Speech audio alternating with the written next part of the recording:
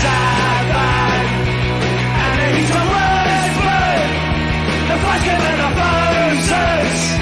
To see the boys become champions of 67. And he's a word. The flash given a thousands. To see the boys become champions.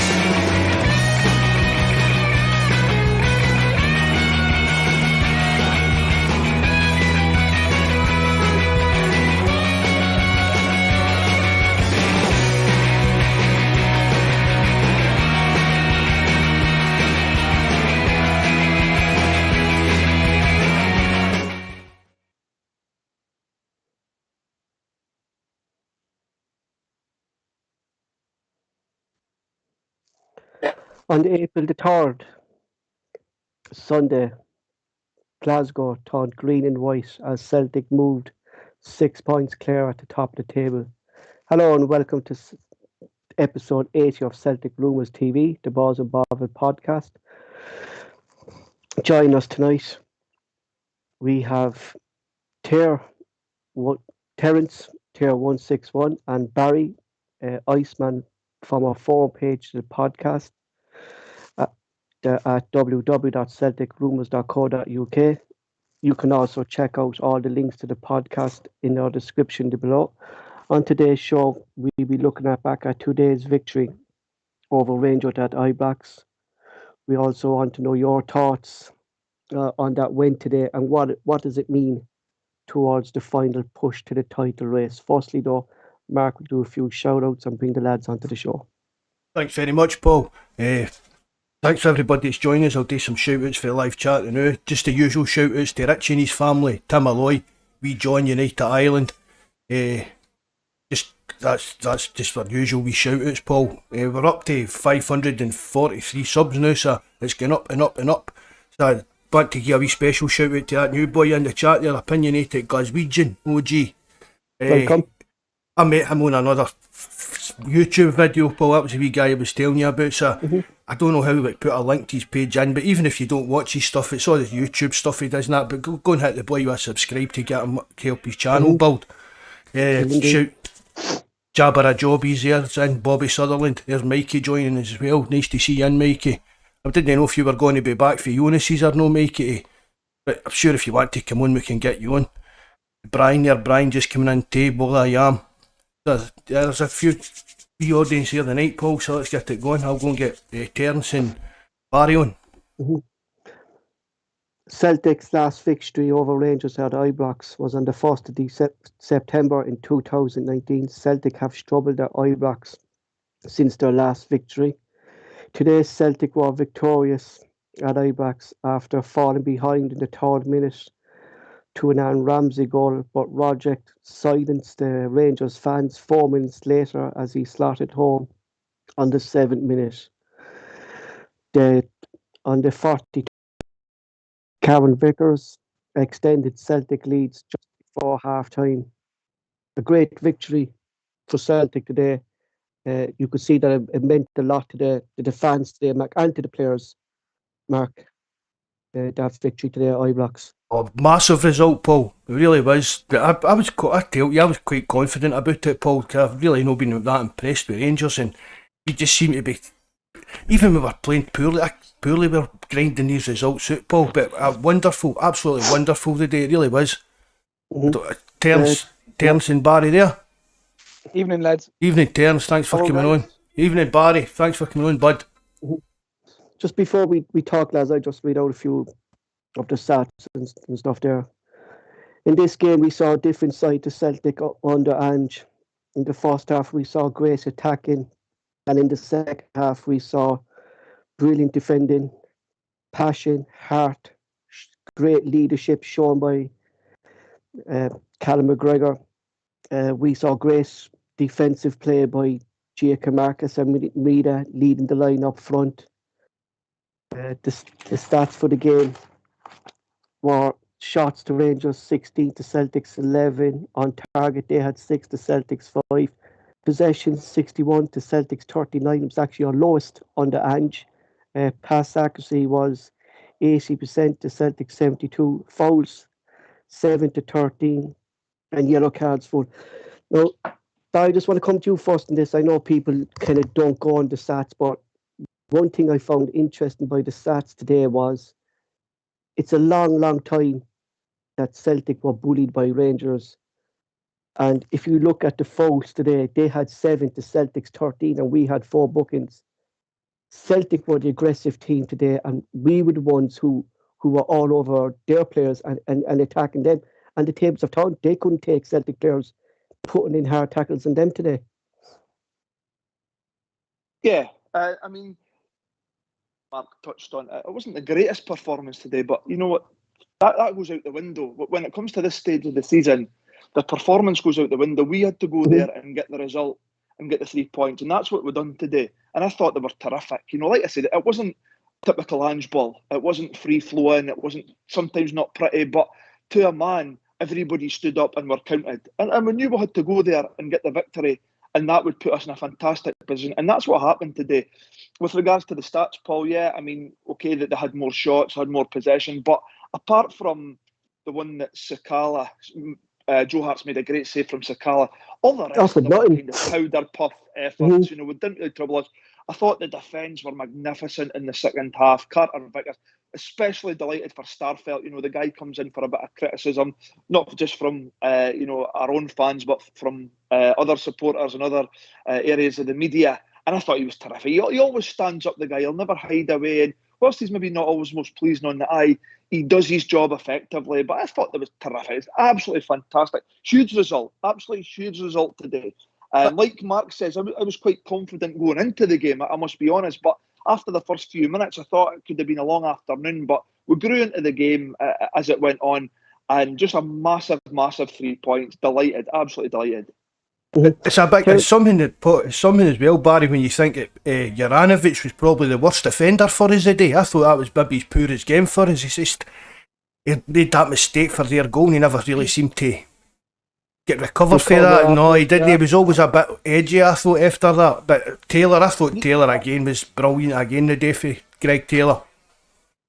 I mean, Taylor ran his blood to water, and that's what you get from him. He'll never stop. He keeps on going. You know, and I was especially delighted for him. But I think you're right, Juranovic, it wasn't his best game today. He looked a bit ropey, actually, considering the last game at Parkhead where he absolutely had Kent in his pocket. I think it was a bit shame. But like I say, today was all about getting that 3 points. And that's what we did. You know, and it was and everybody knew it was massive. Everybody knew, you know, especially from a Rangers perspective, that the game was huge for them. They had to win it. Well, you know what? You know, Celtic didn't have to win it today, but they showed that they wanted to win it, and they've gone out and they've put in a performance. Now, like I say, it wasn't a great performance, but they did more than enough to win the game. And like I say, I think we thoroughly deserved it. I don't think Rangers, particularly for all the possession, deserved anything from the game today. But absolutely delighted, guys. Really am. Terence, just going on what Barry was saying today, like that. Give me 2 minutes now, Paul. Right, when you go. Just going on to what Barry was saying there, Terence, that the performance didn't matter today. It was all about the result. But I was watching the game and the way it panned out. Do you think Ange actually knew that Rangers would be on the front foot today and he needed his Celtic players to kind of roughen them up a bit or get in their faces like they have done to us? I'd say it was expected, Paul, that Rangers were going to be a bit more dominant because they're at home. Majority of the crowd was theirs. They were obviously always looking. You would always have expected them to start quickly because they were the ones who needed to go for the win. But like Barry has said there, like apart from Joe Hart's save in the second half, I mean, you know, that was their really only good chance. I mean, Abada should have made it 3-1. Abada had a great chance. McGregor made a great save. I think Celtic, they kind of were happy enough to sit back a bit and kind of counter-attack after obviously they went, especially when they went 2-1 up, and they seemed to allow Rangers have the ball a little bit more in front of them. But they didn't really do a huge amount with it. You know what I mean? And it's like what Barry was saying there as well. I would have agreed with him. I would have thought Juranovic and what Mark said. Juranovic had a quiet game. I thought Taylor was magnificent. I really did until he went off. And the one good thing that definitely showed clear today was like the first time I was on this podcast was the first game. The last time Celtic were beaten at Ibrox when they were beaten 1-0. That was the first. But to see the difference in the squad, that they were able to take off, and Ange used all the players he needed to use. Mm-hmm. Like, we'd have been in trouble if you had a Matt O'Reilly who came on and then got injured and had to come off. But yet Turnbull's able to come on and Ralston's able to come on. They were able to bring on so much quality, and it helped. And in fairness, look, they took as much of the pressure that Rangers tried to put at them. But Celtic got what they deserved. I mean, Vickers again and Starfelt, the two of them had a magnificent game. And I was down, as I said, with the Celtic supporters down in the pub downtown, and it was hopping. It was absolutely hopping. There was about 80 people inside, and then they went mental when it went 2-1 up, and obviously, especially at full time. But yeah, it's Celtic have one hand on the trophy. It's well and truly in their own hands now, and just if they could just push on and just get it done as quickly as possible, it would be brilliant. But they deserve everything they got today, and the whole lot, and it showed the two different clubs today. The way Celtic players behaved and their fans behaved, and the way the other crowd behaved. If they're allowed to have fans in any more games for the rest of the season, there's something seriously wrong in the Scottish FA. Something seriously wrong. Yeah, I come to that because I come to that. But Celtic were magnificent. They were magnificent, in fairness to them. Mark, just going to what the lads were saying there about the defending. Any ball that was put into that box today, Vickers and Starfelt just dealt with every single ball that came to him. Like, I've never saw a Celtic team. At the start, Mark, I should say, at the start on the Ange, Mark, the Celtic defence was ropey. He knew he had to make changes. He brought in Joe Hart, he brought in Ivanovic, he brought in Vickers, he brought in Starfelt. I mean, it's a long time, Mark, that we saw a Celtic defence control the game back when we were on our backs. Apart, Paul, really, see if apart from their goal, they had a couple other half chances, but most of their pressure came through us messing about at the back, trying to pass it about at the back. And there was one thing, Mark, I noticed about that is, and I had it down there, is why I'm actually more and more I'm loving Cal McGregor as captain, because when they missed around twice at the back, he came back and he shouted at the three lads, Vickers, Hart and Starfelt, like, it was like, what are you doing? Like, get your shit together here or something, McGregor, I've always been a big fan of McGregor, and really bammed it up Michael on the chat. Me and Michael spoke about him a lot, and for me, McGregor could play at any kind of level, really, Paul. I honestly think he could. I think he's a brilliant footballer, and I don't know whether it's the way Ange set the team up or whether it's because Scott Brown isn't there or that now. But for me, McGregor's played some of the best football he's played for Celtic, and that's I mean, that is a big shout, because he has been a great player for us over the years.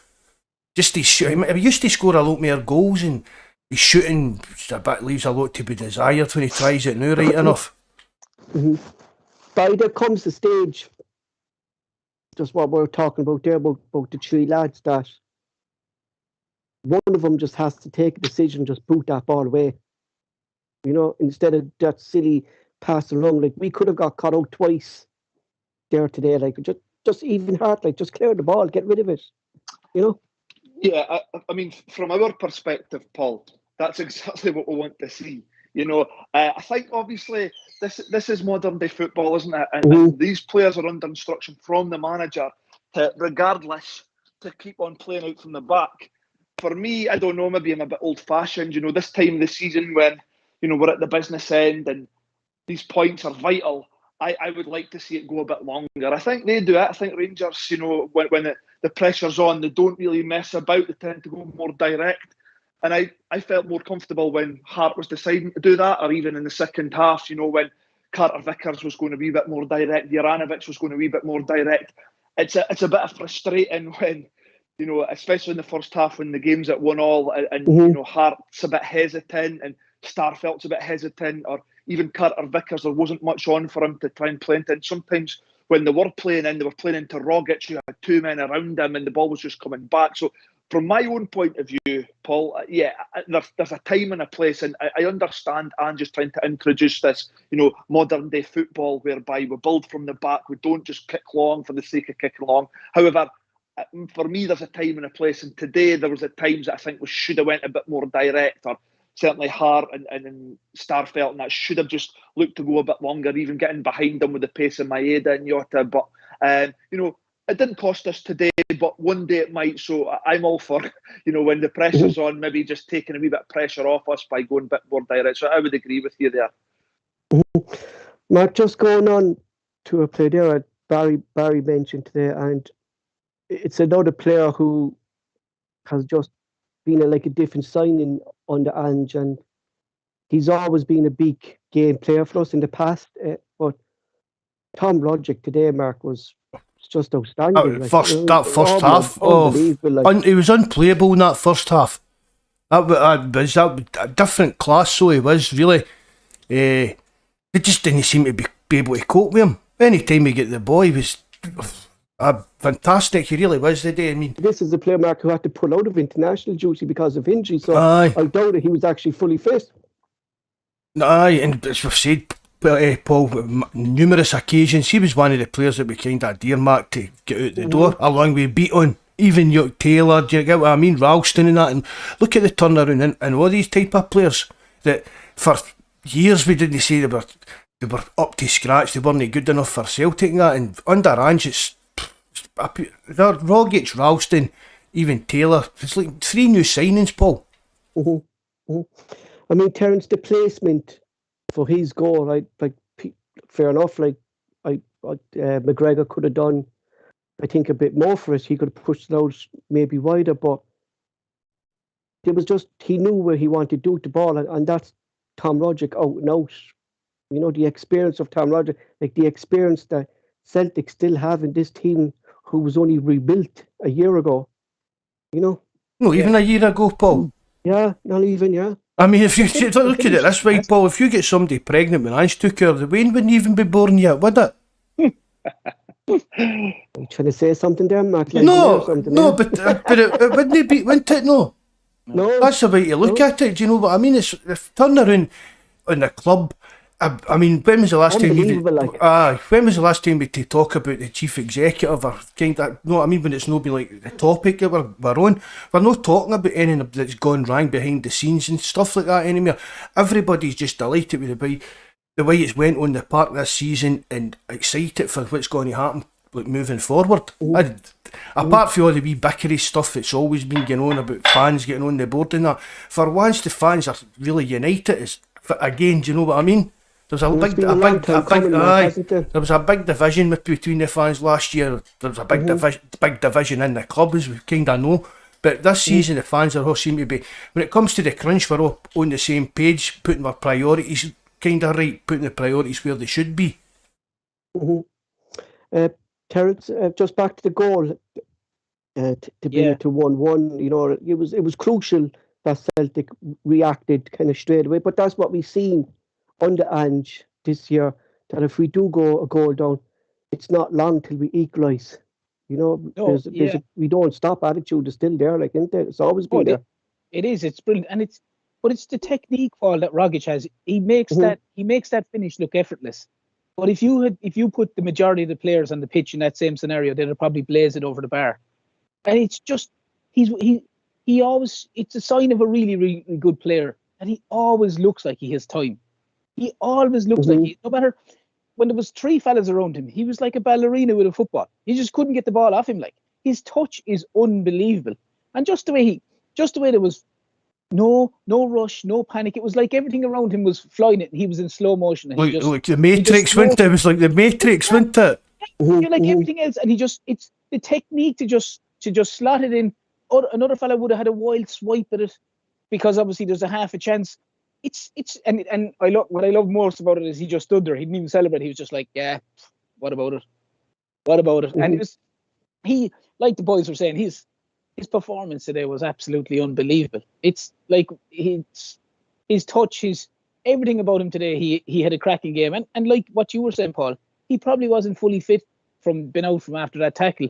But by God, he put in a shift. He ran it. he ran as hard as he could. And he's a different class. And it's like Mark said, there's a couple of players there, Taylor, even Beaton when he came on, Ralston. You know, these, as I said, these are guys that none of us would have thought would have been required by Celtic. And they're like different players, every one of them. And it's fantastic. It's fantastic. And he was brilliant, as I said. Rogic was absolutely brilliant. Barry, I'd come to you for the second goal by Vickers, you being a central defender as well, but that was a striker's finish today by Cameron Vickers, wasn't it? You know? Yeah, but you know what, Paul? He's got that in his game. He's such a calming influence. You know, he's very, very good on the ball. I mean, this is possibly slightly off topic here, but I said about 2 months ago to a couple of pals of mine, we have, you know, regular conversations. See, for me, he's head and shoulders the player of the year in Scotland, Cameron Carter-Vickers, for me. I honestly believe that I do not think that we'd be in the position that we're in right now if that guy was not in the centre of our defence. I honestly regard him that highly and think he's been that good that I believe that he's the Scottish player of the year. Whether he gets the vote or not, I don't know. But in my opinion, he's ours and Scotland's player of the year. I just think he's absolutely terrific. And, you know, it wasn't a great surprise to me that he was able to lash that at the net. He, like I say, he's very composed on the ball. Very, very good. He's got a good passing range. He's very calm. So when the ball fell to him, it would have been more of a surprise to me if he'd have lashed it wide or lashed it over the bar. He's got that. It was a terrific finish. And absolutely delighted for him again. He had another standout game. You know, take his goal out of the equation defensively, he was immense. Won everything in the air, everything that was thrown at him, he handled no problem. Roof wasn't an issue to him. I thought he was terrific. There Mikey demanding apologies for me and him for us sticking up for Taylor all the time. He's all slagged him off. I totally agree with that, Mikey. I think we're due some apologies. Mark, well, he has brought in a calmness to this Celtic defence, hasn't he? Vickers, you know, he's just been, since he's came into the club, Mark, like that the defence seems more settled now than it has ever been. He brings that kind of calming influence, as Barry says. I would say he's a player for a year for Scotland. I don't know if I would maybe go that far. I think if we get the treble, I would maybe go for McGregor, to be honest. Would you? What? Would you go for McGregor? Yeah. Maybe because I think, as I said earlier, Paul, I think McGregor's just came right into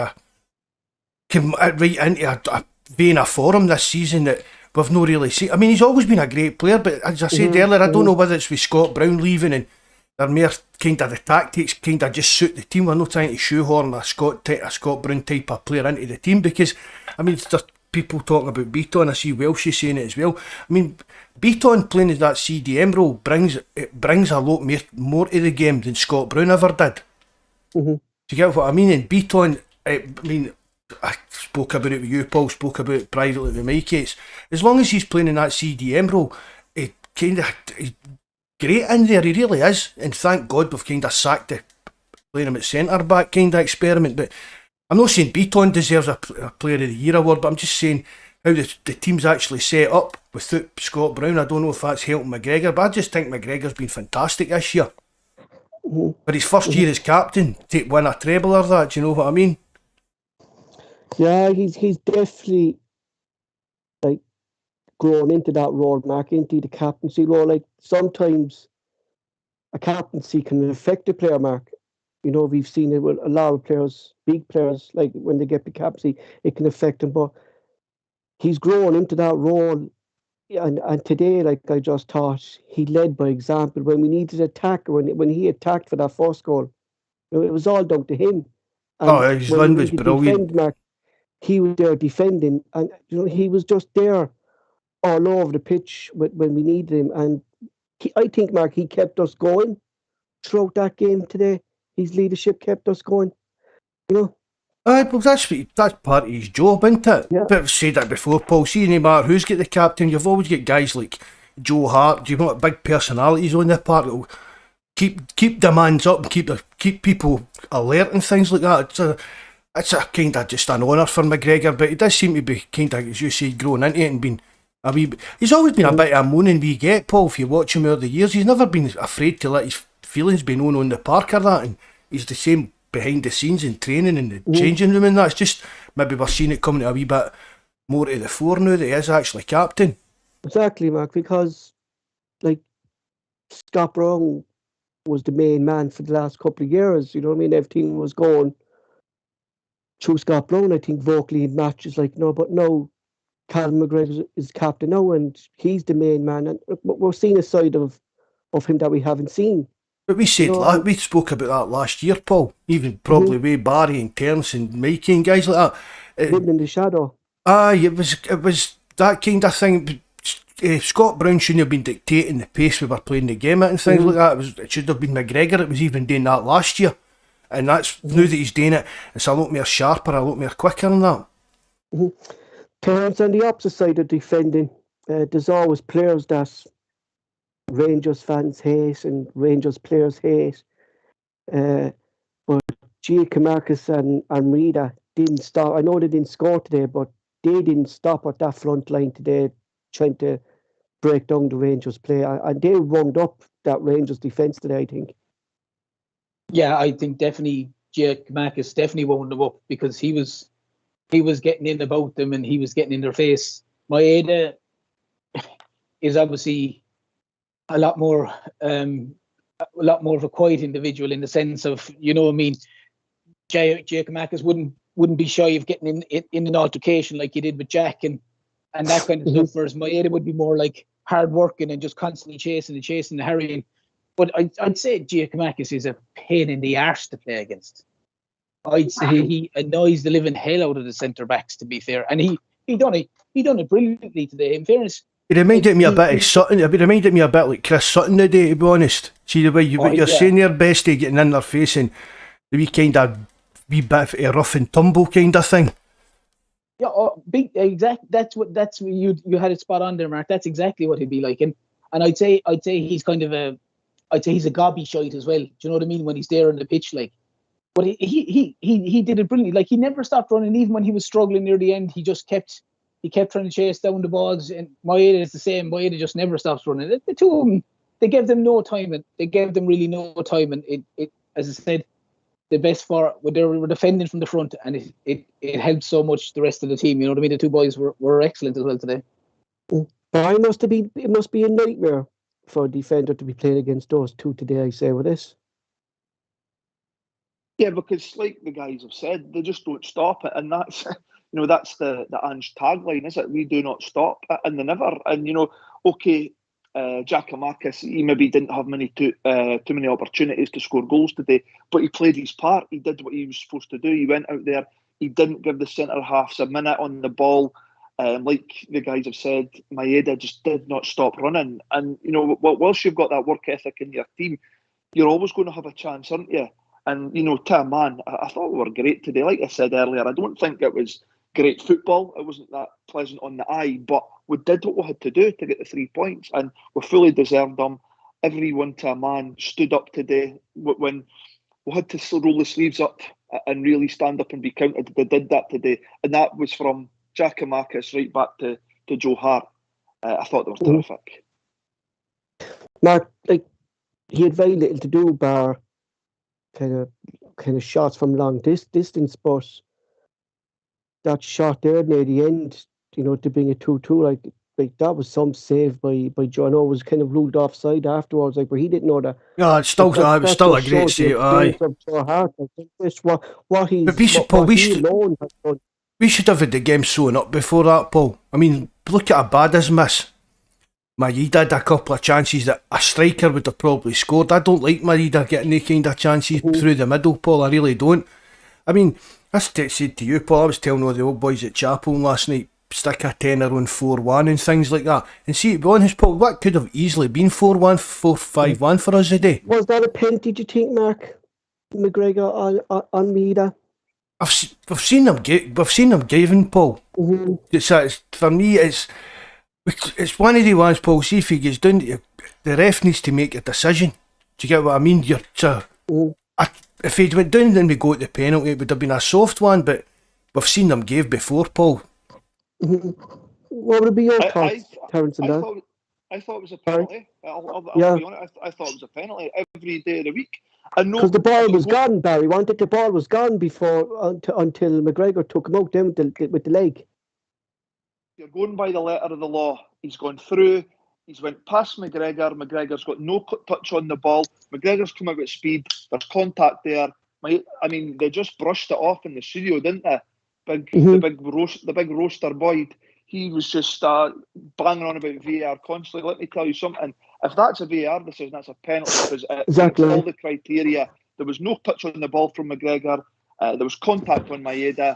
Bang, penalty kick for me. Do you think, Terence, maybe the referees are afraid to make these big decisions in these games? They are, because if that's in the middle of the field, it's a free kick. Mm-hmm. If Maeda has done that and someone goes in for a slide tackle and misses the ball like McGregor did and makes contact with Maeda's leg like that, Willie Collum's going to give a free kick straight away. Mm-hmm. So the problem is, once it's inside the box, the tendency is with some of them, unless it's unbelievably clear, like he literally cuts him in half, they're not going to give a penalty. But it's like the lads were said. McGregor doesn't get a touch on the ball. McGregor makes contact with Maeda. Whether you could say whether it's soft or whether it's not soft. I mean, we look at some of the penalties that have been given against Celtic this season. Exactly. You know what I mean? I mean, that's in the middle of the field. It's a free kick. So if it's a free kick in the middle of the field, if it happens in the box, it's a penalty. Just the referee just didn't. The referee just fobbed it off. Like I also thought Longstrap should have been sent off today for his tackle, and he only got a yellow. Like, that was a nasty. I forget who it was on, like, but that was a nasty tackle there. Yeah, it was on Giakoumakis, wasn't it, in the first half? Yeah, Giakoumakis, yeah. I'll be honest, Paul. I did think it was a yellow. I know what you're saying. I did think it was yellow. He's come through the player. He's got the ball, but I'd have been disappointed if a Celtic player had been sent off for that kind of challenge. But I do get what you're saying. It was a wee bit reckless. But for me, I think yellow was the right decision. Today though, Barry, like, Willie Collum didn't do too bad. Like, he left the game kind of floor at the start. Like, and he had to give out some yellow cards, but like, he really didn't have a bad game today, did he? Willie Collum. You know what? I think the fact that there was no major talking points for me, apart from the fact that I thought it was a Stonewall penalty, there wasn't too many talking points. I was a bit frustrated with him at the start of the game because he seemed to blow for free kicks willy-nilly. Yeah. And I actually, we were 19 minutes into the game before we got our first foul, and there was 2 or 3 he could and should have given before that. But that's nitpicking. I think what you say is correct. I don't think he had a particularly bad game. It astounds me that there was no red cards or no penalties awarded when Willie Collum's at the helmet. Mm-hmm. And that's what I'm saying. Like, because when I saw, like, when I heard he was the referee, like, that's what I was expecting, a red card for someone or a penalty. Like, but like, just going what Barry's saying, like, you really can't complain about his performance today, can you? No, he probably missed a couple of things, like Bobby talking about when Ryan Jack had Giakoumakis down in the deck pushing his face in, things like that, but it's probably just not paying much attention to it. Aye. That'll be up to the fourth official and the linesman then to report the fourth official was probably closer to it than Willie Collum was, as you says, but no, I thought he did a decent enough game. I thought, as Barry's saying, I felt that a lot of the times that the ball seemed to just go to a Rangers player and they were just looking for a foul and he was giving them when it wasn't really warranted, in my opinion. And when Celtic players were trying to do the same thing, he wasn't interested. I noticed that kind of for the first maybe half hour, 40 minutes kind of thing, but there was no really any big talking points that he missed. So maybe the penalty, but fair dues to him. I thought he had a decent enough game. Do you know what we need to do as well is we need to get Gavin Strachan a new laptop, because when Vickers scored, he actually chewed onto the floor to celebrate. So his laptop is actually broke. And you see that, no? No, I never seen that, no. Chew his laptop down onto the floor and start to celebrate with John Kennedy and Ange. You know, it was a joy to see. Like, you look back to last season, Mark, when the disconnect between the three of them, John Kennedy, Gavin Strachan and Neil Lennon, to see them all hug each other today, jumping for joy when we scored. Like, I always see Ange when we score as a calm manager. He might put the fist up today, but today, Mark, you could see the celebrations coming. He knew what that second goal meant to Celtic today. Definitely. He knew what the game meant, Paul. He knew that a win basically puts us in the driving seat for the league title. It really does. And just a lot of the times it's just a wee punch in there, but there seems to be a genuine bond between the coaching staff and now, Paul, which we've said it wasn't there last year. Lennon, for me, just wasn't interested, and then Gavin Strachan had to say or just to prove that he knew what he was actually talking about. And Kennedy's only an assistant. He only does what his manager and head coach is telling him to do. So when Lennon's telling him, do you know what I mean? If Lennon's telling him to do stupid nonsense things, he just needs to do it because that's his job, whether he agrees or not.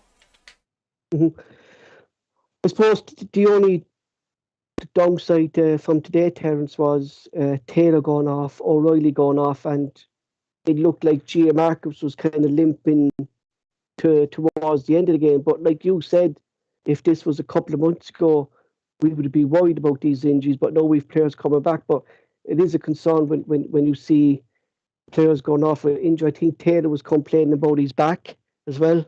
And he had back issues before, didn't he, I think?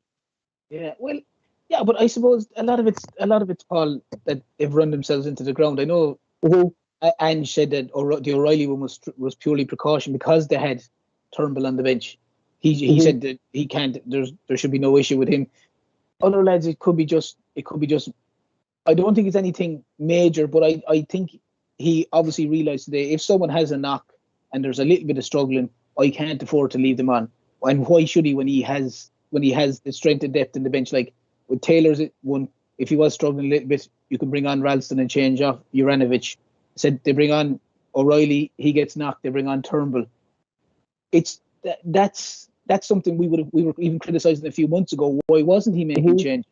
And at least now he has the strength and depth that if there's any doubt, he can make the change. The Giamakis one, I'd say it was just at the end of it. I don't know, and maybe he just didn't have anyone that he really wanted to bring on. And with what was left, he probably just said, "Look, just try run it off, keep going." Just jump in here, the new Paul. There, well, I am saying in the chat the board are getting off scot-free. Now, but it's the same people there. Well, you don't believe me, Paul. I'll tell you, Michael, I don't let the board have scot-free for a minute, didn't I know, Paul? I know, no, but we don't. But there's still the same problems, but this isn't the time to start getting into them after we've just went to Ibrox and 1-2-1. Well, I have that down. I have that down. My next thing, Mark, is I'm going to bring it into the instance that was shown there. We're going to see if the board. So I have the board in, so don't worry about that. When I am. We have everything covered by. Don't relax. We'll get well shown when we start talking about the board. But I thought again today when he came on, like this fella's a Celtic man out and out. Like, and when he came on today, he straight into a tackle to Ryan Kent, and he was letting no one hold. Is Radisson. Like if there's a Celtic player who deserves credit this season. It's definitely him. Most improved player in world football, Anthony Ralston. Absolutely brilliant. You know something, and it's a credit to himself because we've spoken about it before, Paul. I am saying this seriously. I didn't realise he was still at the club last season. I really didn't. I didn't know he was still at the club. It was a surprise to me to see when they started pre-season Anthony Ralston there. But by God, what a turnaround in the guy's career. And like you say, when he came on today, I thought he was great. He was bombing forward. He had a tricky customer in Kent to go up against, and he put one on him early doors. And I can't remember really Kent doing anything against him, to be honest. But like Terence said a minute ago, it shows the strength and depth of the squad. And with Taylor struggling, I think on the Taylor, Ange says it was cramp. So there's nothing really to worry about injury-wise. He just says he was cramping up a bit, so they decided to take him off. But like Terence said, when you've got those options on the bench, there's no need to leave him on. Bring him off, pop Ralston on right back. Juranovic will come over, and we're no weaker. We're just as strong, and that's a testament to him. Ralston himself, because like I say, you know, when these players are coming off your first 11, you've got guys that can slot in there and do just as good a job. And absolutely, Anthony Ralston's one of them. I mean, Barry, like, when Ange came in, we barely had a first team 11. And I never forget the first game against Hearts, like that first team we put out, like, and 2 transfer windows is all Ange had. And the squad he's assembled in these 2, like, we've strength in depth now in every single position, bar the goalkeepers. I'd fear if Joe Hart got injured. I still think we need a goalkeeper or something there. But we've 2 or 3 players for every position, and that's a credit to Ange as well. Therefore, for him bringing these players to the club, he's done a remarkable job, Paul. He's done an absolutely remarkable job, because I think at the start of the season, probably myself and other Celtic supporters and other listeners and you guys, we all hoped it would win the league this year. You know, I know they talk about rebuilds and things like that, but as Celtic supporters, we don't accept that, well, I'll tell you what, we'll give up the league for a couple of years in order for a rebuild to happen. No, we hope that we can secure a title. But listen, regardless what happens this season, just say a disaster strikes and we don't see it across the line, which touch wood, I hope it's not the case. And we're still excited by Ange and what he's done for this football club. You know, he's delivered a trophy already. We've got, like Terence has said, we've got one hand on that title. We've got an opportunity of a treble, but it's the bigger picture that's the exciting thing for the fans. You know, he's in such a short space of time, he's turned this football club around. He had the most monumental rebuild at the start of the season. We talked about it hadn't been seen in years and years. And he's managed to deliver a trophy for the club. We're 6 points clear at the top league with 6 games left to play. We're in the semi-final of the Scottish Cup. It's unthinkable to think what the job that he's done. And I'm excited for next year and the year after that, with Ange at the helm. The job he's done is nothing short of remarkable. I mean, Terence, to come back from the winter break, I think it was 6 or 7 points, maybe 7 points. We were behind the Rangers. Like, the turnaround since the start of the year, like, he brought in an extra few players to strengthen the squad even more, and we've just kicked on since January. We've just kicked on. We're a different team, like. Oh yeah, and that's, like Barry said, it's down to the manager, the manager's belief in his own abilities, and his belief that he's getting in the players, and every player he gets in is pretty much a guy that can go straight in the team. He knows what he wants. He goes. He gets it. Like, if this was Eddie Howe, or it was one of these so-called big name managers had done this in any club, they'd be raving about it everywhere, raving about it. But it's exactly Postecoglou that no one's kind of heard of, and the transformation is frightening. If this was Rodgers had come in and done it, or when Martin O'Neill had done it at the time, it was with the time when O'Neill came in and they transformed it. It was, oh my God, it was Martin O'Neill. Listen, like, the job that Postecoglou has done, like Barry said, it's phenomenal. It's absolutely phenomenal to bring in a team. I'd put this up there with the job that Wim Jansen done, to be honest, Terence. But it's probably even better, Mark, because we had nothing, Terence. We had nothing at the start of the season. Nothing. No, we didn't, and it's just, and to lose 3 of your first 6 games, lose your first 3 away games, the belief that he has in himself, and the belief that he had in getting it right, and how he's identified the players, he's identified the guys, he's identified the positions. It's an absolutely staggering job. Like as Barry said there, hopefully we do see it through, and hopefully we get the job done, because it is in Celtic's hands now. But like, you just feel so much more confident now watching Celtic, and you feel so much more happier compared to 12 months ago when you were literally watching it with your hands over your eyes, going, "Oh my God, what is going to happen next?" The transformation is just staggering. Mark, just something there that Terence said, like the players he brought in, and these are players that are going straight into the first team 11 and then straight into the first team squad.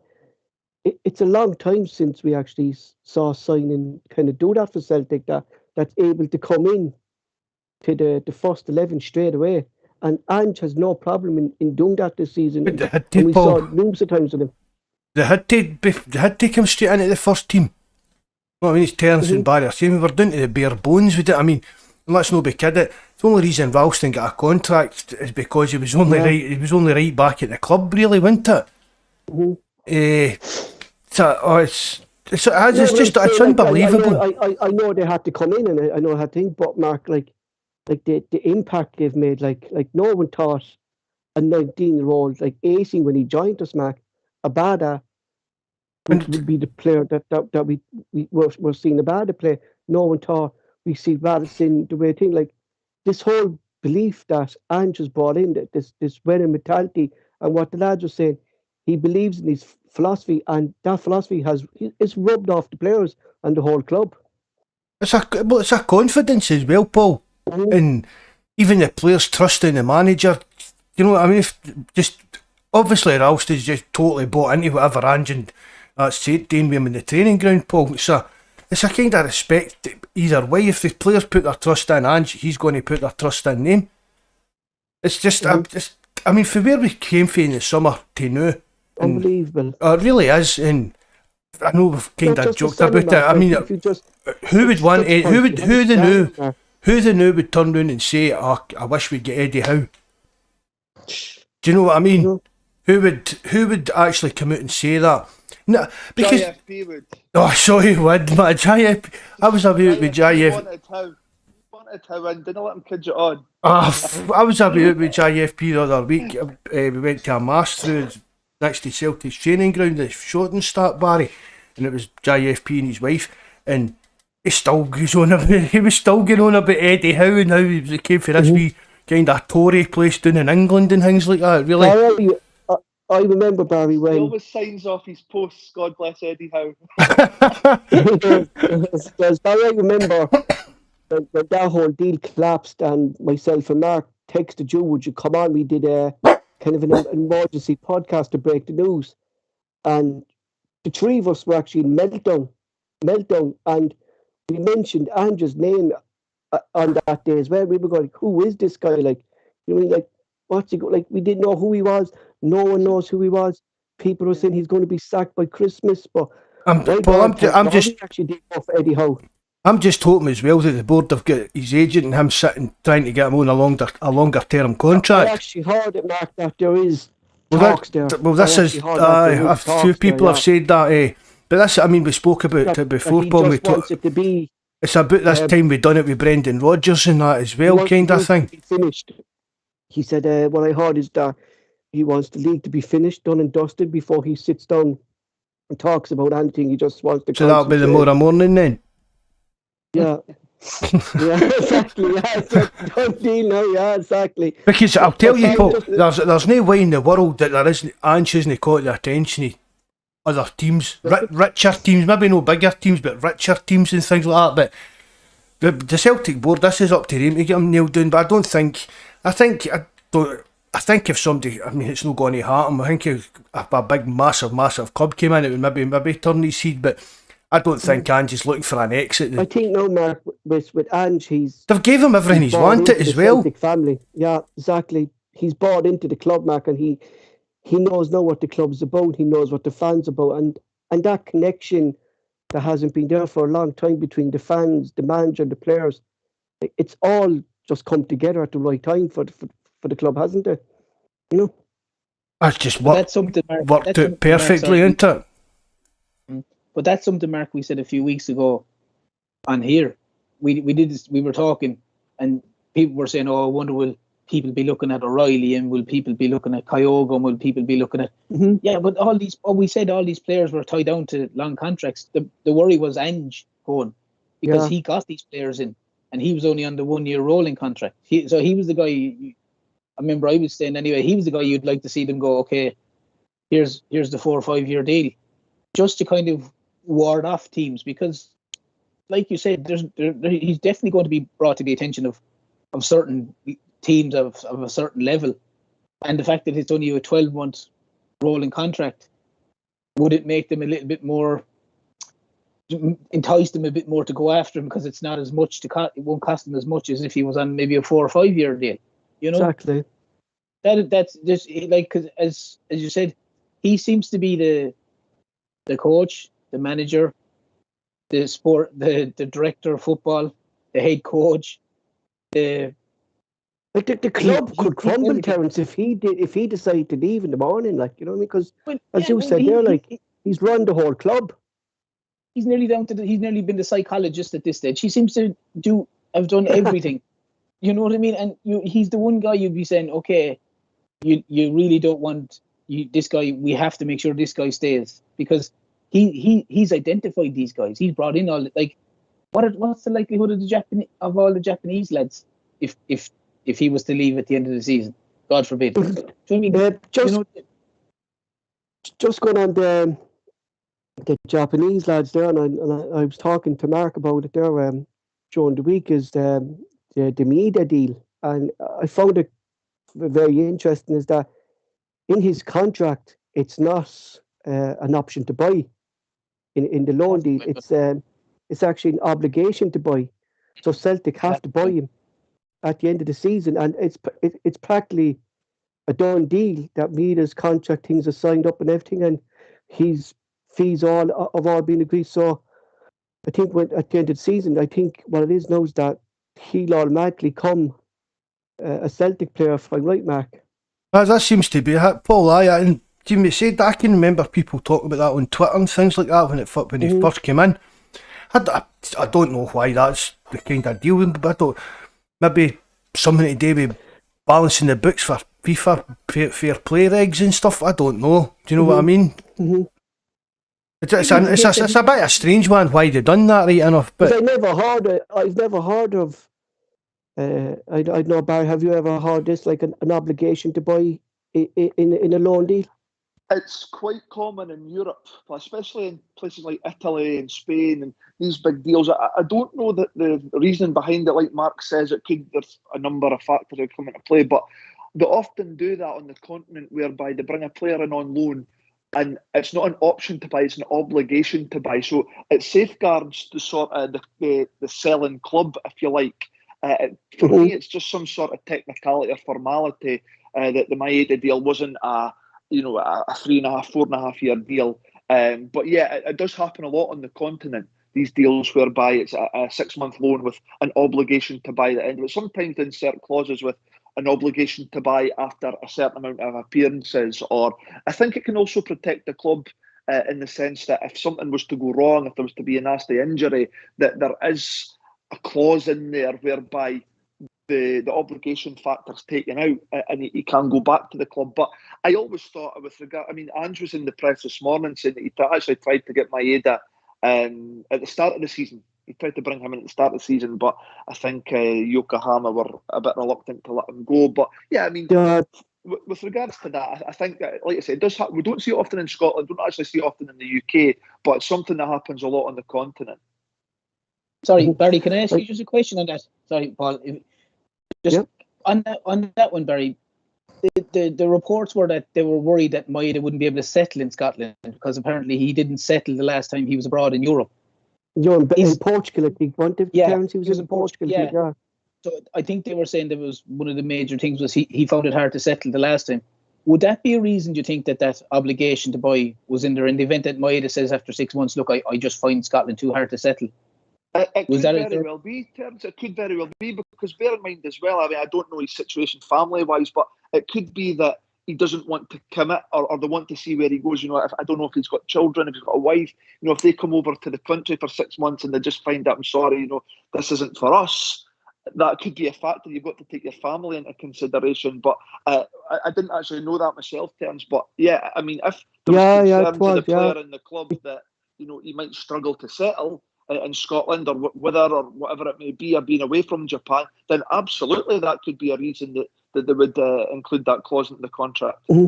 Because I remember that, Terence, that they came out at the start that there was a fear that he mightn't settle because he's a young family, and his wife isn't in Scotland at the moment. She's actually still in Japan, so she's not here at the moment. So it could come down to the player as well. Like, but Mark, like, he's one player that really excites me. Like, I know he doesn't get many goals, but I said that's not his game. his game is he doesn't stop, like, and he runs, and when he runs, Mark, it's unbelievable pace that he's got. Oh, I And think he's not even fully fit, Mark. no, I and don't he's think. still just settling in as well, Paul. I mean, and I see he struggles with, see that kind of striker's instinct thing that Giacomakis has got. He struggles with that. That's why I don't like him playing through the middle, Paul. I said it earlier on with some of the stuff today, but I mean, he never stops. He really doesn't. He Mark, when I runs saw constantly. the videos, it was the videos that he was under the wing. Aye, You know what I mean? I mean, it was more out in the right too, wasn't it, Paul? Yeah. See You know? what, Paul? I think, you know what, I'll make a couple of points on the Japanese boys. First and foremost, with regards to what Perrin said there, you know, about him having concerns over settling and that. What I would say is he seems to play with a smile on his face and he seems to look like he's really enjoying it in Glasgow. You know, you see him at the end of the game today, he's actually giving a wee All bit three to of them. Rangers fans. He was giving a bit to them, which was great to see. But also, I think what we need to remember about both him and Hatate, they've just played a full season in Japan. Exactly. And now that they're asked to do another 6 months. So I know Hatate's gone slightly off the boil, but these guys have put in, you know, almost over a year, you know, coming up for 18 months of a season without a break. And that's including, you've got your international football in there as well. So, you know, with regards to their performance and where they're at and settling into a country, I think we need to take that in consideration as well. They've actually played a full season in the Japanese J League. And we've saw that ourselves, Barry, with how players could tire and affect their game. Like, Cal McGregor, a couple of seasons back there, played a full season, and then he played the Euros with Scotland. Like, and you could see tiredness creeping into Cal McGregor's game throughout that season as well. I think he played.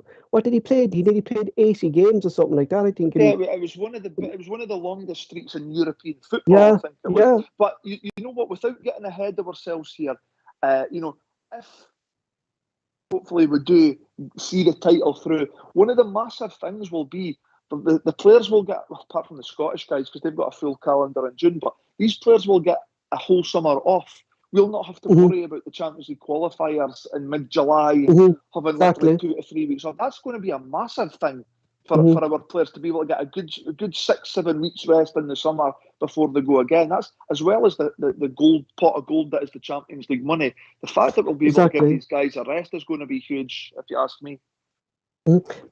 Let's just talk about that, Mark. Like 6 points clear, 6 games to go.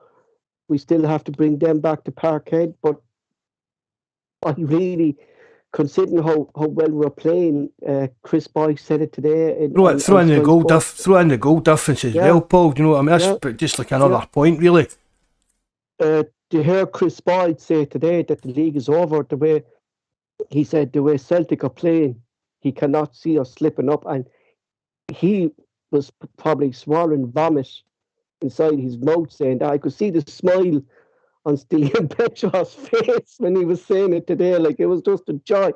But I can't see us, Mark. I really can't, you know, unless we turn up to a game very, very bad. But the way Ange has it set up, I can't see Celtic players doing that. I remember back in January after the Rangers game, we beat them 3-0 and we went up the top table. Tom Roderick said that we've spent nearly a decade on top the table. We still have players in this club who know how to be in top and they know how to stay on top. And we've brought in more winners in Joe Hart, Vickers. We brought in experienced players who themselves have won trophies throughout their careers. I just can't see it. Joe Hart, Joe Hart, we've spoken about it before umpteen times, for what he brings on the pitch. But we're not going to slag him off about what he does off it, Mark. But it's what he brings to the team. We're just talking about McGregor stepping up to the role, into the captain's role. Joe Hart's just like another captain without an armband kind of thing.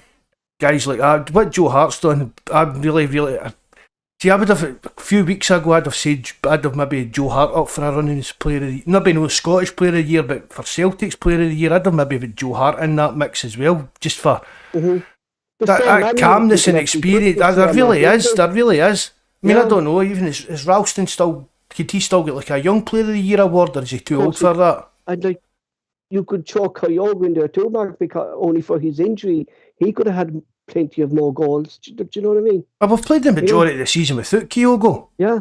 I mean, that's just... And he was like one of our kind of big star signings, Paul. That was because back in the day... I mean, see, if you want to compare it, it's maybe like Larson breaking his leg. Do you know what I mean? That kind of one of your big main star players getting that kind of injury that's going to miss most of your season. And for us to be where we are without Kyogo in the team, just again, it just shows you what Ange knows what he's doing, and the players understand it, and they're doing the job that they're being asked to do.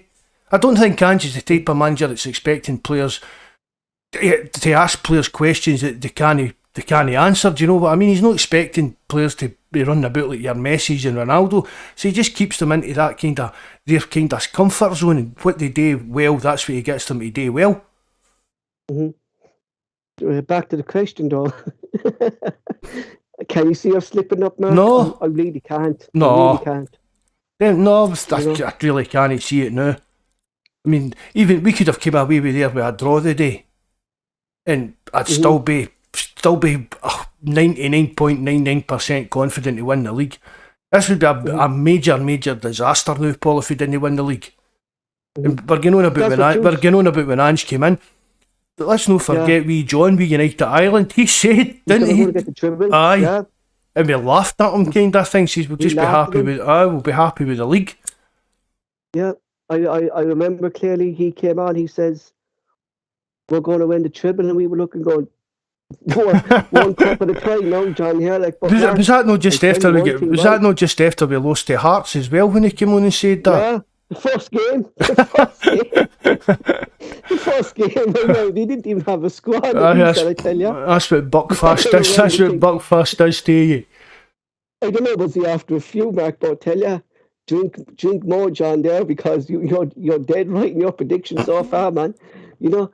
I mean, I wonder what price should have got to the bookies for that after the first game against Hearts. I'd say he probably did. No, John, no, man. Knowing him, he probably can't even find the receipts. I know. Tell us yourself, can you see us? No. It would go down as a big shock if they blew it now, because with 6 games, 3 or 4 of them are certainly going to be at home. You know, so it's and at the same time your closest rival is one of those games that you're playing at home. So it could it depending on what way the split goes, I'm sure they'll look at it and make sure that it's not Celtic at home to win the title against them. But you know, they're St. Johnstone at home the next game, then it's the split.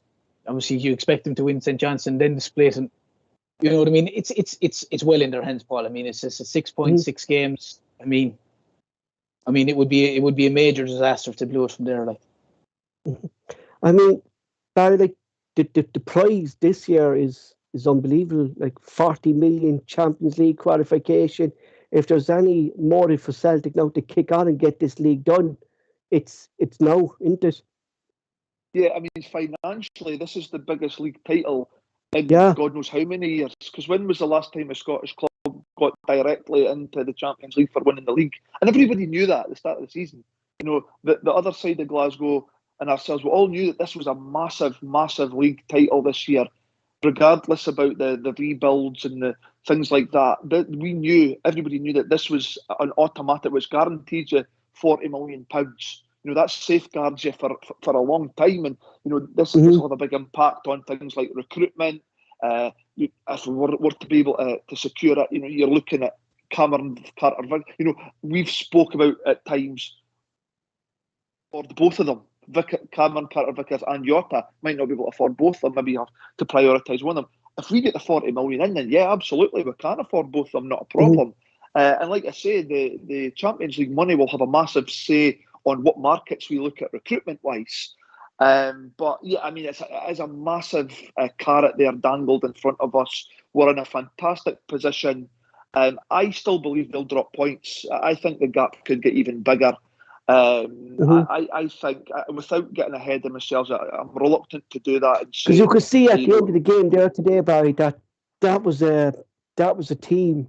Looking at them at the end of the game today, that's a team who have crumbled, dejected, hurt. All I've heard for the past sort of 2 or 3 weeks, Paul, from the media, from fans phoning in to radio stations, from people that I know that are Rangers supporters, were this is a must-win game for Rangers. They need to win this game, and even then, there's still what they saw ahead of them in terms of having to come to our bit, having to play games to another, 2 games in Europe minimum. They see all these as obstacles that would stop them getting the league. They believed a draw today was still not good enough for them. However, we've got the victory. So they'll be dejected, their fans will be dejected. They might even look to try and prioritise the Europa League. They might even try and prioritise that. But exactly, again, I'm reluctant to say it's over, but we're in a right good place and I'm feeling great about it tonight. I say get used to. I was wondering why they asked Paul Gascoigne to pay in their so-called 55th anniversary, because they actually probably need Paul Gascoigne next season because they'll have fuck all money to pay for players. So I think we can see Paul Gascoigne playing in a Rangers jersey next season, kicking some young Rangers fan coming onto the pitch again. What a state of the man he is. Oh my God! I mean, oh my God! Like, what has that man done to himself? Like, addictions, Paul, man. No, I mean, I'm not. It's all right laughing and joking, but the guy's got serious problems. Let's not fucking beat about the bush. Know what I mean? Without doubt, it's sad. It's sad to see. It is sad like that. To be perfectly honest with you, because I remember his documentary was on Netflix, and I watched it. I watched, like, you have to give it to him, Mark. Like, he was some player, like, but it was the drink that was his demons, like, and it is sad the way he went. I think it was his daftness, Paul. I think it was his daftness more than the drinking, whatever. But did the English media, Mark, destroy him as well, though? And like they did with every kind of top talent that they had, I think it was just he was hanging about with the wrong crowd, and everybody was letting him away with all these stupid pranks rather than kind of taking him under his wing kind of idea. But the guy's in some nick, and he knew what he's about it. It's just in some state. And seriously, to be honest, he probably shouldn't even have been playing in that game, Paul. No. Like, he could have easily got a banger there, Mark, right? It's not being funny, like, but he could have, like, you know what I mean? Mark just touched on something there that Michael said. Never mind the 40 million. Like, if you win the league, and Barry touched it as well, like we'd have no qualification against these teams that we've struggled. No. But qualification, it's huge this season, Mark. Like, but we usually start with qualifiers like the first week in July, isn't it? Yeah. And to look at the states we've been in other seasons with that, I mean, I can still remember red imps and stuff like that. You know what I mean? But this, I think it'll be September. I mean, it's all the group stages always start after the transfer window shuts, Paul. So that's the end of August, the 31st. So we're into September before Celtic need to think about even playing any European football. And that's a massive thing for us, really it is. I think as well, guys, going back over the years, our transfer recruitment has sometimes depended on Champions League money. Champions League, so exactly. You've got a list of targets if you do get there, and a list of targets if you don't get there. But because you have to qualify, it's like you cannot the button on these targets until, like Mark says, the end of August, whereas now you secure the league, we're in the Champions League, we can go to these targets with the guarantee of Champions League football, and that's a big carrot for a lot of players. They want to play Champions League football, selling players either by then to balance the books either. Do you know what I mean? Because we lost out on this transfer money. So that's what I touched on earlier by being the biggest league title in years, given the fact that we knew what was at stake before a ball was kicked. No, I'm sure Buzz, I said it earlier in the live chat there, I'm sure Buzz put up on the forum the next 3 years the winners of the Scottish League are going to get automatic entry to the Champions League. And I mean, really, the position we're in the now, plus the 40 million for next year, can you see Rangers, where are they getting the money to even challenge us next season? But Mark, it will actually, Celtic winning the title and getting 40 million could cripple Rangers. Definitely, terms. because they're probably relying on this big time. There's a reason. Obviously, they tried to get the likes of Ramsey and whoever else in. Like if Celtic go on and win the title and they're guaranteed 40 million, that means, assuming the other Yahoos don't do anything in Europe any further in the Europa League, they have to qualify. So all of a sudden they have to find money. Like they're still up to their, excuse my French, they're still up to their tits in debt. Like, so like they were banking on this 40 million big time that they were going to win the league after. They could have a court case. And see, to be honest as well, but Sydney, I think, Mark, don't they? They could have a court case coming there as well, can't they? We cancelled this Sydney Cup, aye. But see, to be honest, I mean, see if you were sitting there and you were the Rangers chairman or that Robertson guy or that, if where Celtic were at the beginning of the season, you would have been quietly confident. I mean, we're talking about the Joe Banges done and how it's even better than we expected. How do you think these guys at Rangers are sitting thinking about? But look at what they've done in the space of 8 months. Exactly, Mark. But the thing is, there, Mark, if the shoe was another fit and Rangers had imploded, they've gone for a 10 in a row kind of thing, the way we did last season. So, as a Celtic fan, you would have been confident. Oh, they look at them, they're bringing this Australian guy, or Tony Ralston's our only fullback. What we're praising Celtic for, Rangers would have probably seen that as a plus for them. And bought into this, this guy's not going to be here by Christmas, this guy's be Australian, do you get what I mean? So you can understand it, what Rangers have done, but it's blew up big time in their face. And Mark, you could just see as well. I'm delighted about it. There was no money there, Mark, for them to strengthen this season. No, I mean, the guys have signed don't even get in the team. That's Sands. Where was he the day? That's Sands. And then he was out in an Irish pub singing Chucky Allah. Aye. but there's a lot of their own fellas have pumped in money themselves personally. So for all we know, they could have been given undisclosed personal loans to the club to keep them going, You hear that, this fella's given X, Y, and that fella's apparently given this amount of money. These guys might all have given it on the basis that, look, we'll win the champ, we'll qualify, we'll win the league, and we'll be able to give you back your 3 million or your 4 million or 5 million. All of a sudden, that's gone. I was just thinking their terms on that, right? Does there come to a certain point then that these fellas that are pumping the money into that are actually not seeing no return? That would stop down the line. That, like, we're not getting our fucking money back here. You know what I mean? Of course, it has to, Paul. Because I mean, like, with the greatest respect to whether it's Celtic or whether it's Rangers or whether it's some of these other teams or the two teams in particular, it's not like a Man City where your man can throw $1 billion and if it worked, it worked. If it doesn't, it's not like that in Scotland. So, like, it's like Mark said, if it was roles reversed and there was certain fellas had pumped in money into Celtic with the nearly, I won't say guarantee, but it might have been a semi-guarantee that, look, there's a good possibility we're going to win the league and we'll give it back to you at the end of the season. You know, I mean, all of a sudden they might be turning around going, okay, we have to sell him. We have to sell him. We have to sell him. Like what Celtic would have had to done to balance the books with, say, a Tierney or a Bele or something. You know what I mean? So it's great. It's great. And we it less and fucking ram it down one. Yeah. Of course, today's victory was overshadowed by fan violence. We saw broken glass thrown onto Joe Hart's box at the start of the second half. Yossa had bottles thrown at him when the Celtic fans were celebrating. There was bottles thrown at him. Our physio, David Frail, had to receive 4 stitches from a head wound after he came out at half time when there was a glass bottle thrown at him.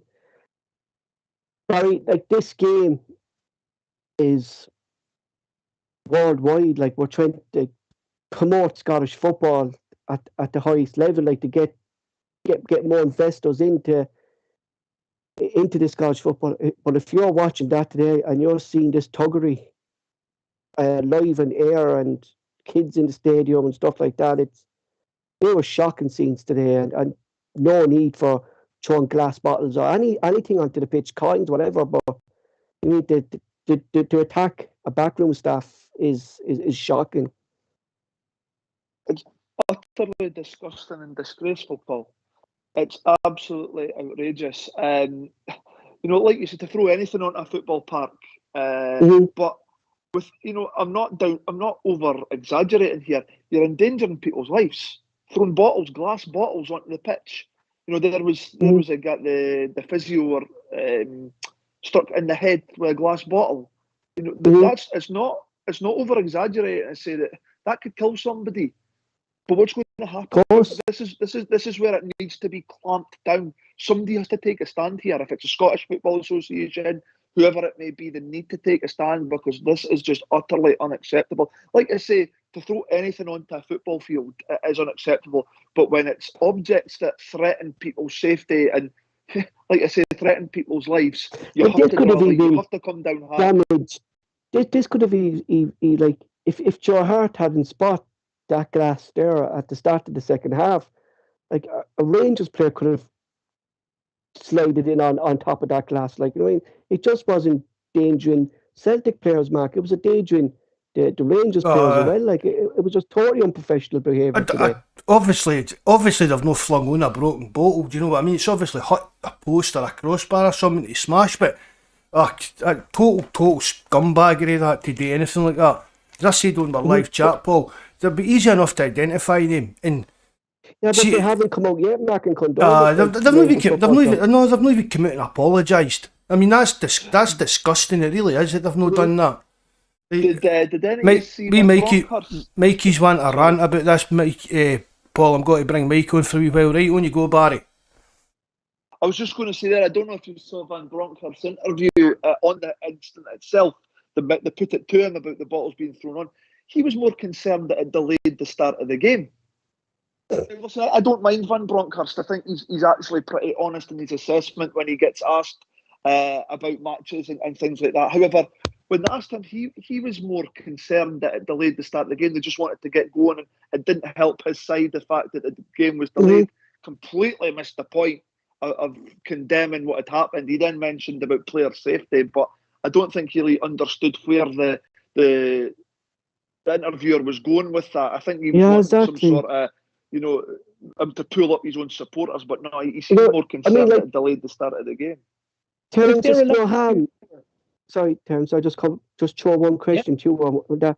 Like, it's actually no harm that they put out of the Sydney Cup, because if you're going to have that tuggery at home and then bringing that tuggery abroad to a different country, it's just going to kill the whole effect of Scottish football. Yeah, but it's just like Barry has said, Paul. I mean, the question I'd be asking, what are these stewards and police and people in there doing? Like, the Joe Hart one is a joke. This physio is a disgrace. Now, the physio's where the physio is, he's in front or pretty close to where the director's boxes are. So some supporter, the snobby seats in. I mean, they've got. I'm sure they're disabled. They're disabled sections there as well. That's probably true. It's probably Douglas Park who drew us. But all jokes aside, Paul, if that hits the physio in the eye, he could lose an eye. Oh yeah, but the thing is, like, he was coming out for the second half, and it was thrown at him in the second. Like, that's a disgrace. Like, you could see coins just missing Jota from one of the corners, and bottles and the whole lot came flying down at him. The thing, the other, and then when they're celebrating, there's probably 25 Rangers left. Surely to God, so no one can tell me that a steward or a police guy there can't identify between 25 fellas who's throwing the stuff like. See if that'd been at Parkhead at Celtic Park, and a Celtic fan had done that. The fact somebody doing a boot game's giving him a dig in the chin and pointing him out to stewards or the police. But Mark, you know what I couldn't understand though today, like that, the amount of security guards and police then surrounding the Celtic fans, and there was no trouble out of us. No, but that's probably for their own protection as well, Paul. Protection, I seen that wee Abdul guy as well jumping about. I thought he was meant to be banned for Ibrox for life. He was supposed to be banned. He's supposed to get a lifetime ban, yeah. Are you there, Mikey? Yeah, I'm here, guys. Alright, Mikey, bud. Paul, Barry, Ter. Good to hear from you, Mikey. Welcome, Mikey. It's been a while, buddy. How are you feeling? I feel a lot better, mate. Working a lot. Happy Sunday, Mikey, ain't it? Better, yeah, it's even better that I'm not got work on that tomorrow. On here for a moment, Mikey, yeah? Sorry? Mikey, can you turn up Remote, your yeah. volume a bit there? I can't hear you. Maybe it's just because of what the mic a bit low down. Can you hear us better now? Yeah. Yeah, it was just basically going on about the bottle thing. If that happened in most countries, the manager had quite within his right to pull the players off the park for their own safety. And I think it's Did Joe Hartnell kind of signify? I've said that to my wife. He kind of said this happens, I'm just getting off. Yeah. Which obviously he's quite within his right, but after it's obviously came out that the Celtic physio has been hit with a bottle now, surely, and the fact that that club have never even came out and condemned the action or says they're an investigation. I mean, they're the quickest club to release a statement ever. So the fact that they're still not 8:20 on Sunday, they're still not even like that. In my opinion, like a lot of people say they want the fans back, this, that, and next thing, but I categorically, that's given me the authority to say again that in the last home game against them, 100% there should be a banner. I wouldn't let them in there. Yeah, I wouldn't. Like that's it done now. Like he says, we didn't need them in the stadium or that, and that was proven again today. With just like he says, just they destroy the stadium. I say if they were let in, they destroy us. Like you've seen, like the tuggery of them today. Like that. It was just singing these. I know we hear them at Celtic Park as well. Like, but all this secretariat singing, I think, needs to stop as well. Yeah, but that's what I mean. Even if you go into the other side's forum, which I go on for a laugh sometimes, and never on a comment. Yeah, but there was people on that today, Mikey, saying that these fellas should be banned, that it's uncalled for, they're giving us a bad name. Yeah, but even like he says, they're talking about, like he says, the song sheet was out in full force again. But yeah, like you said, we're not talking, like he says, about one section that is singing this pish. No. And I usually didn't see why would Celtic Football Club give them 700 tickets to cause absolute pandemonium in the stadium where they're singing and they're just, let's face it, they're going to just, we'll know what they're going to. Why would Celtic allow that? You know what I mean? Celtic Michael need to take it out and say it's a health and safety thing. They just need to say, look, from a health and safety point of view, our players were threatened and our physio was injured. From a health and safety point of view, we're not having Rangers fans in the ground because we can't. They're not. Basically, they can't be trusted. They can't. Have we seen in the past, Terence? I mean, we've seen Neil Lennon. We've seen Neil Lennon get attacked in a touchline. Nothing really happened. The guy got a foot, not guilty, not proven. I mean, the fat guy that ran on went for Scott Brown as well. Nothing ever happened to them about that. And for me, this is going to be the same thing. But have we saw this year them banning Chris Sutton and Neil Lennon from Ibrox, saying that for their safety? But can we say no, because for our fans' safety, we're not letting you into Celtic Park because of the scenes in Ibrox in the last match? If there was 100%, if there was an agreement between both clubs to allow 700 fans in each, that was totally broke the day after the bottle incident. Oh, without dogs, yeah. It's as simple as and that. Even where they had us today, I thought it was a risk in between two sets of Rangers fans. Like that was it. I thought that positioning where they had us today was shocking. That's their normal away section, Paul. If you're a Motherwell fan or a St Mirren fan, that's the corner you get put in. I know, but do you not think we're open to an attack there, though, Mark? Though, like the way we are. They've got lines of stewards in that kind of. So we saw them today. I know, but you know. I mean, I've said it before when all this kicked off. Right, they locked us out once, we locked them out once, and then we should have kind of just called it quits and went back to normal. But I don't go to games, Paul, and see speaking to Mikey and guys like JFP and that, they're going to the games and they've said we don't want. I'd prefer them not to be back in the stadium. So I've went that kind of way. I'm backing Mikey and guys like JFP that just don't want them in the stadium at all. There's nobody, of course, Mark, because it's the trouble that they're bringing down, Mikey, isn't this? There's no way that there's anybody in this chat, especially with the way the supports went, that would want them at Celtic Park. There's guaranteed 100% nobody in here that wants 8,000 or whatever they used to get in that stadium. Just keep it the way it is. Let Hearts, Hibs, Hearts, whoever it is, get their wee section. Sorry. COVID alert. Again, for the 15th time, Mikey's got COVID. There's just no way, like you say, they didn't bring nothing, like you say, it's just a toxic, disgusting atmosphere. we're going to talk about the board now, Mark. You know what I mean? Like we obviously said they came out and made a statement today that these things are condoned. We don't want this thing, but we want it, like the board now, Nicholson and Bankier and all those lads on the Celtic board. We want action now for them today. Like we should be sending a letter to the Scottish FA. Is like, what We are you shouldn't, going we to do shouldn't need prevent to this? send Like, any letters, Paul. yeah, but we should do condone it. I'm sure no, we shouldn't have to, but put Condemn pressure it. on the Scottish FA to punish them, Mark. You know? Oh, I know, I can see where you're coming from, but it shouldn't have come to that. Even at that, the SPFL should have been out the night making a statement as well, saying that they're investigating this and that and whatever, and putting it into what due process or whatever they Statements call that it. came out, Mark, was the police and Celtic. Nothing's come out from the Scottish FA yet. Nothing's come out from Ibrox.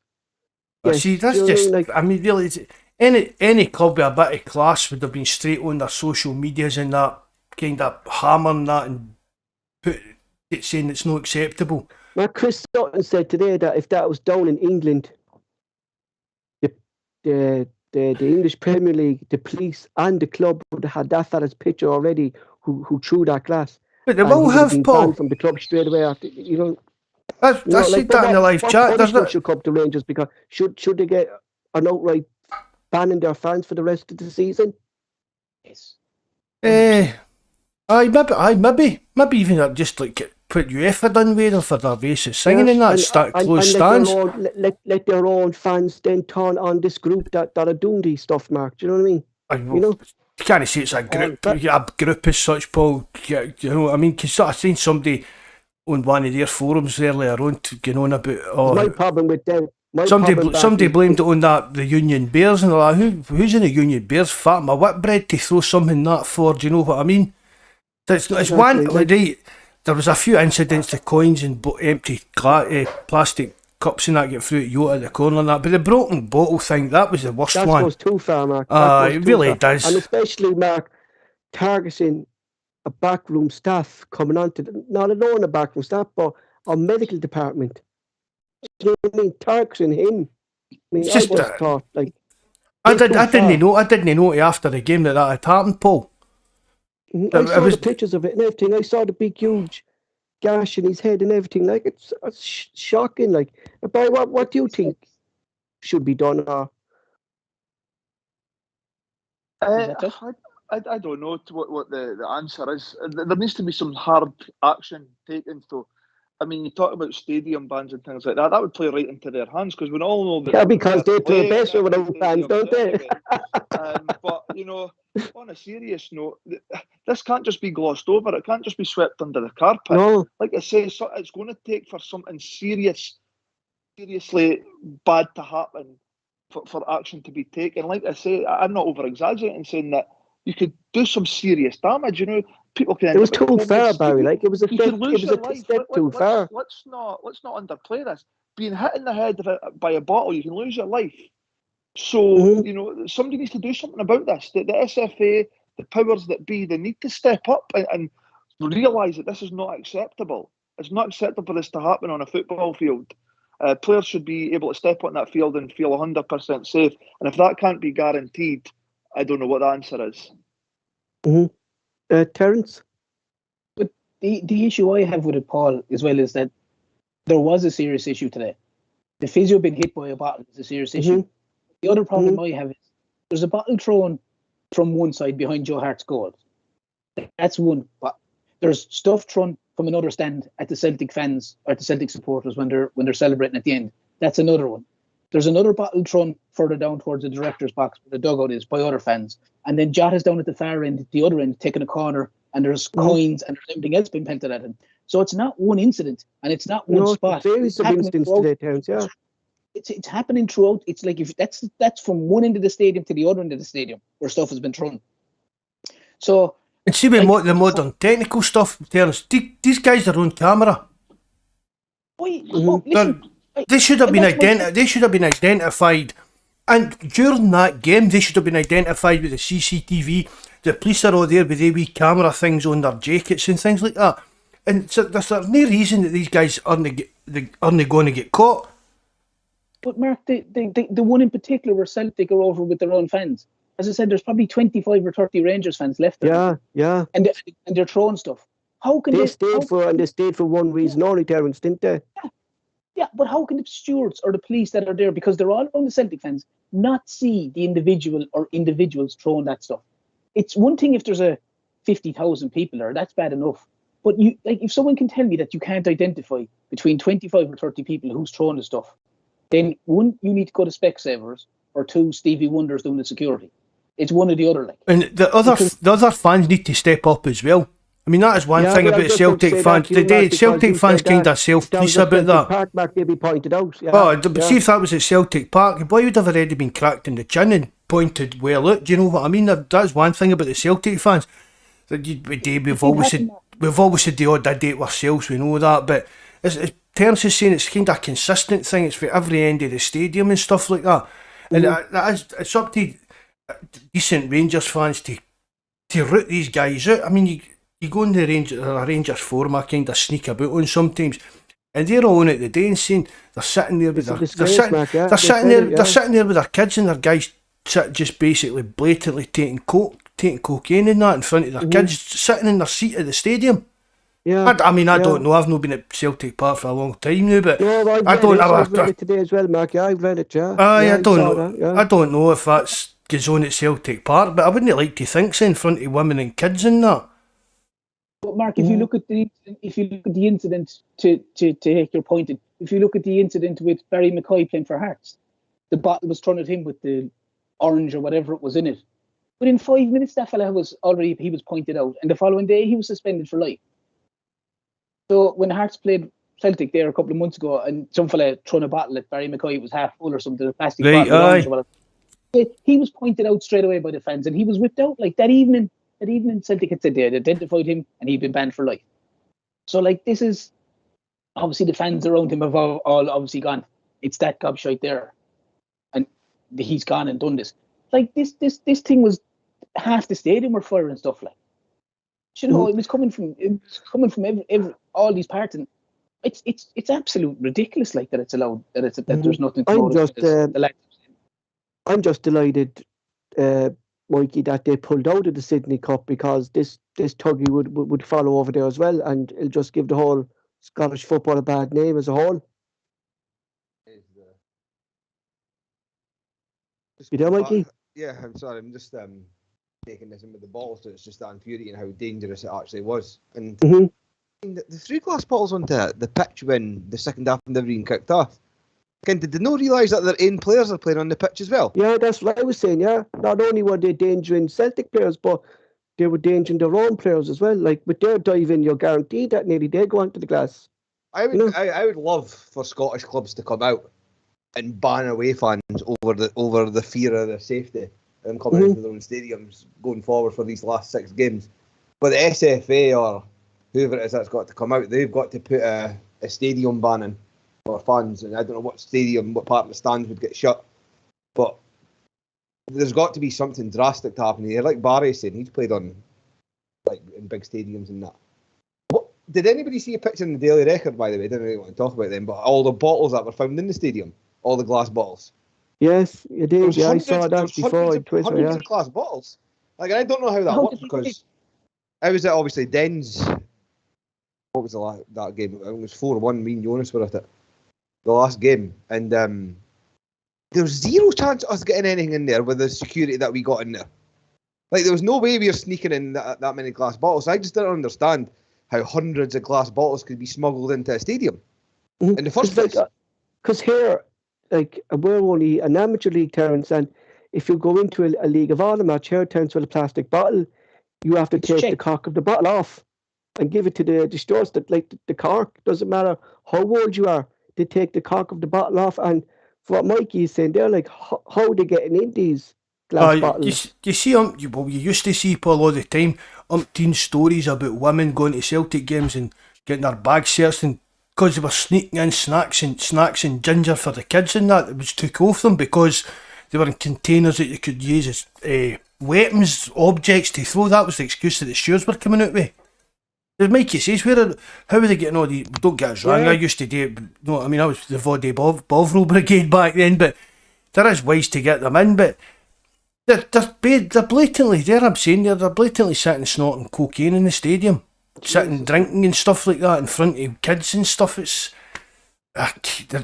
everybody's saying something needs to happen because they're starting to bully the fella of Scotland again. Is that, I mean, they're going back to Neil Lennon, going back to the guy unknown to Scott Brown and that. Again, Mark, Aye, coming back again into this. And it needs to be nipped. It needs to be nipped in the bud before somebody gets really, really hurt. But that's coming from the top, Mark. That's coming from their chief executive and their board of directors or whatever thing is. They're the people that have to set the standard. And if they're allowing these individuals in, and if they're allowing this behaviour to go, because if you're any fella that's involved in the Rangers board and you're looking at those incidents today, your question is first to the head of security. Excuse me, how are they allowed? How are you allowed in 120 glass bottles or 50 glass bottles or whatever it is? Mm-hmm. Who have you caught for throwing that bottle? Who have you caught for throwing that? Who have you caught for throwing that? The problem is if the powers to be at Rangers don't give a shit about it, it'll just, as I said, shit flows downhill and it's clearly flowing downhill into that ground anyway with all them. And they obviously clearly don't care if that behaviour's gone on, Mark, in the stadium. And that's the problem, But what do you expect, though, Terence, when their own board of directors have this hatred within themselves, do you get me? If they're not going to come out and do nothing, and as like you said, if they're going to let them get away with it, it's going to continue. Do you know what I mean? Like, to what Mark said there, this fella, Abdul, was supposed to be a lifetime ban, Mark, and there was he, blatant in the stadium. Rangers cracked down. If Rangers cracked down on this, Paul, they wouldn't have any support. Yeah. You said that before to me, Mark, that if they started banning these fellas, the support will turn on the board. It's happening with all that stuff the other week with Dave King and that clan in 1872 or whatever they're called. Yeah. And that was basically what it is. It's even getting back to like 2012 with a liquidation and that. They were all coming out, Scotland needs a Rangers, do you get what I mean? And for that, and for they've get back up into the top league, it's the poison and the venoms just get worse and worse as the months have rolled by. And they just seem to get away with it all the time. Mikey, just back to the football. You've said it to us when we signed him that he's going to be some player for Celtic, and we've seen it since he returned from injury in January, and we see the shift he's putting in week in and week out for the club. But G.K. Marcus, Mikey, is turning into be some player for Celtic at the moment, isn't he? I thought you were talking about Greg Taylor there, but Jaka Marcus is, I mean, he would be a nightmare to play against. How irritating would he like? He kind of went under the radar today for me. How good that performance was for him, like the way that he went about his business, and that's what I mean. That's what the difference between strikers and forwards. You didn't always need to be scoring goals to be effective in a game. And just the way he roughed up their back line today. They didn't. He did, yeah, without doubt. They didn't really know how to play it because it's been a while since, like you say, it's going back. Like he's an older day striker, is he? You didn't see many of them now, like Sutton and Hartson type that just bowling ball their way about the pitch, basically. So, but now he's adding goals to his game as well. Okay, he never scored a day, but. Do you know what I think, Barry, is the thing too with Ange's system, that if our strikers aren't scoring, we have players within the squad who chip in with goals like Rajek, Abada, Yasa, O'Reilly chips in, Hayasa hits it. There seems to be goal scorers all around the first team now. We're not relying on one person like Edward we did last couple of seasons. We have goal scorers within the squad. Yeah, I think that's vital for the Celtic squad, Paul, because you can't become too reliant on your strikers, because as we've experienced earlier in the season, that there's been chunks of the season where we've not had strikers available to us, and we've had to play Abada through the middle. But like you said there, the threats that we have and the goal scoring threats from Jota to Abada, McGregor chipped in, Rogic chipped in, Turnbull earlier in the season would do, and that is the good thing. The fact that we know now if our strikers are maybe not quite at the races, or they're maybe not quite, they're going through a wee bit of a tougher time, we've got threats right throughout the park. You know, even Tony Ralston's chipped in with a few this season. Juranovic has hit a few penalties. Carter Vickers has got, you know, I think that was his 4th goal of the season. So we are a threat from all over the park. And I think that's been a massive part of the success this season. If you look at the other side of the city, they've kind of been pretty heavily reliant on Morelos for a lot of their goals. And, you know, it's been a criticism from their own fans that, you know, that the goals haven't been spread throughout the squad. The same can't be said for the Celtic squad. Like I say, Abada, he must have 13 or 14 goals. You know, Kyogo, before he went out injured, you've got Jota that's chipped in with a good few as well. Like I say, our threat and goal scoring comes right throughout the team, and that's a massive plus for any squad. Mark, just going back to something Barry touched on there, even Ralston has touched in this season on goals. Like, how important is his goal in the dying moments against Ross County now? Oh, it was pretty vital looking back. It was vital at the time as well, but it's one of the games, Paul, that, but we'll look back on it, could have been something that's kind of swung the title in our favour. Do you know what I mean? At the time it was really important, but in the bigger picture it's going to prove out to be probably more important. You know, like it's frightening, Mark, to see a team, like any team that has goal threats all over the side, isn't it? But that's the sign of a good team. I remember talking earlier on about how long we've played without Kyogo, one of our star signings for the summer, and what he done while he was fitting. We've still got 6 points clear, Paul, without, well, obviously not without Kyogo earlier on the season, but since he's been out injured, we've pulled it back and worked away and got to the top of the league. But not just the goals, Terence. On the opposite side, you know, how our defence and Joe Hart have just settled. I think, like, I know it's important for the title to get the goals and stuff like that, but we even seem settled now at set pieces. You know what I mean? We're just more balanced at that back line, aren't we? Well, if you ask any of the lads on here any week to pick the Celtic side, the back five is always the same. It's always, and that's the one thing I just rarely will mess about with it. It's always Hart, centre backs, Starfelton, Vickers, Taylor, Juranovic, or maybe if one of them is carrying a knock, Ralston comes in. But that's pretty much set in stone. And McGregor's in front of them, and then it's after that it might vary.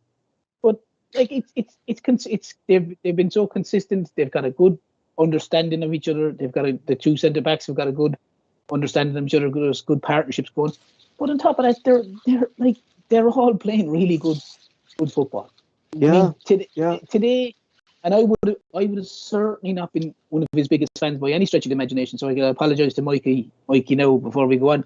But Greg Taylor has just got better and better and better as the season's come on. Without doubt. You know, he might have had a poor game against Bodo Glen, but listen, there's been plenty of players that have had poor games here and there. But I thought today he was absolutely fantastic till he went off. It's Mark, like what Mark said, I thought Juranovic was the weakest of the four today. Not the weakest, but he didn't. You know, he was probably the one that didn't play to the normal level that you expect him. But I thought the boys at the back are so solid. It's unbelievable. Mark, do you remember we did the podcast on Taylor when yourself and Terence decided to have an old giggle throughout the whole podcast because I was called, what was I calling him? Craig. I was calling him Craig, so it's Craig. But like, looking back when we did that podcast, like, you can see everything that we were saying, like how actually improved, and he's just getting better and better each day. Like, and you're talking about how Radisson has improved under Ange and thing like I at the start was saying that Taylor wasn't used to Ange's system, but like he's one player, Mark, who was bought into Ange's system as well, hasn't he? Oh, he seems to have anyway. Just he's again with Ralston. Maybe Ralston it probably clicked a wee bit quicker than him, but our the season and that Taylor for me is as much improved as Ralston has in the kind of tactical sense of what Ange wants him to do on the park. I mean, I always said he's a good defender. He wasn't that hot going forward or kind of playing a kind of wing back role, but he's even doing a lot better than that as well. I thought, no doubt, because see the one in the earlier day, days he wasn't pushing up. see Get what. me? One of the days, there was one the day that the ball get played through to him, and see if it just took a better bounce, he'd a clear shot at goal. Yeah. And that just He's shows you how, getting into positions, Mark, aye. that we haven't seen Taylor, because that was the one thing I think we were criticism was his ability to get above the wingers, to get above Yata, provide that space for Yata. But no, he's doing that. Like, he's getting the ball, he's creating the space, and he's even getting chances himself. Like, I'd love to see him get a goal. I'd like to because see him getting a he couple of deserved the goals goal, before the Mark. season Get me? ends. Yeah, he deserves it. But Barry, just touching on the defence, and it's something that I've noticed, and I spoke to about Mark as well, that we seem to be conceding more goals at set pieces. Do you think that's something that Ange saw early on in Celtic, and now he's been looking at how we like today? I actually saw me that cleared the line off the ball, so he's actually seen that we don't have no one in the post. Did Ange rectify that? Put something on the post? You know what, Paul? I'm still not convinced what us at set pieces. I've seen things today that I didn't like at all. I've seen a couple of free kicks whereby Goldson wasn't even picked up. So I still think it's something that we need to work on. Yeah, you're absolutely right in what you're saying. We haven't conceded from set pieces, but I think for me there's still a lot of work. I can't for the life of me understand why we don't just go man for man. Why we don't pair up and say, right, Starfelt, you pick up Balogun, Carter Vickers, you pick up Goldson, Giacomakis, Aribo. Just go man for man, because, like I say, there was players pick up the big men, Barry. I mean, that's happened since time began, since football began. You go up against your man, you don't allow him to score. I couldn't believe my eyes in the first half when they had a free kick on the right hand side and Connor Goldson standing at the back post unmarked. And guess what? When that ball came in, it was right on his head and he headed it back across the goal. So for me, there's still work to be done there, Paul. I like to say I'm glad we're not conceding, but there's still flaws in that system. Well, has there been some improvements, though? Like, have you seen some improvements in the way? The improvement has been we've not been conceding from them, Paul. Yeah. That's been the improvement. However, like I say, I still think there's work to be done. I still think we could do better in terms of matching up man for man. Yeah, because that's definitely. Unfortunately, a lot of the goals we have done since but that's lost. But that's the whole effect of and I'm certainly not a fan of it. I know Mark is and Terence is not, and like zonal marking must be the worst defensive play, Barry, in the modern football today. Like, it's no benefit to any defender. It just doesn't work for me. So no matter what team employs it, zonal marking does not work. You need to go up man for man. You need to. It's very simple. I mean, like I say, this.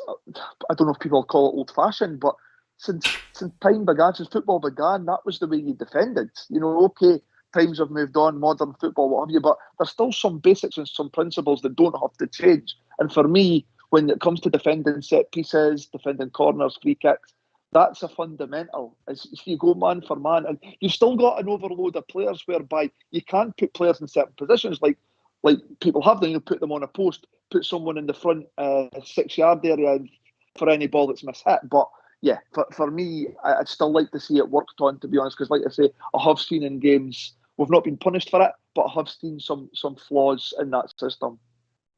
But Mikey Stubbsy is saying there on the live chat, and it's something that we spoke about as well, and I just want to throw to you, is that like the height of Joe Hart, like he should be coming out punching balls or kind of claiming balls a bit more often if they're in around his area as well, though, shouldn't he? Yeah, but that's, like, there's certain goalkeepers that's just not their forte. No, like when Fraser Foster and that came out, he used to come out and punch a lot. But different keepers, yeah. He's also about 10 foot. So Joe Hart's never been a goalkeeper. I'm gonna say that Joe Hart's never been a goalkeeper that I've seen ever come out and like be too thing like he's. But I mean, he's a shot stopper, Mickey, ain't he? That's what he is. He's a shot stopper, and that's. But again, like the reason that Guardiola and that got rid of Joe Hart is because he says that he couldn't play with his feet and this, that, and next thing. And from what I've seen, the way that Andrew's got him playing, I think this is the first time and he's been given a chance to play like that. he doesn't look like he's ever too much under pressure as well. Which is also today's Mark in the game as well today. And I know we spoke a bit in your, but today was the kind of the one time I saw on the Ange, Mark, that Celtic were throwing out the tackles today. They were in Rangers' faces, and we were giving it to them what they give to us in the past. Like, we won that battle of physicality today. I That was it. Too many times we lost the battle in midfield, Paul. And I think although he scored their goal early on, I think Van Bronckhorst probably made a mistake playing Ramsey, because that kind of physical battling. Apart from his goal, he done nothing. Yeah.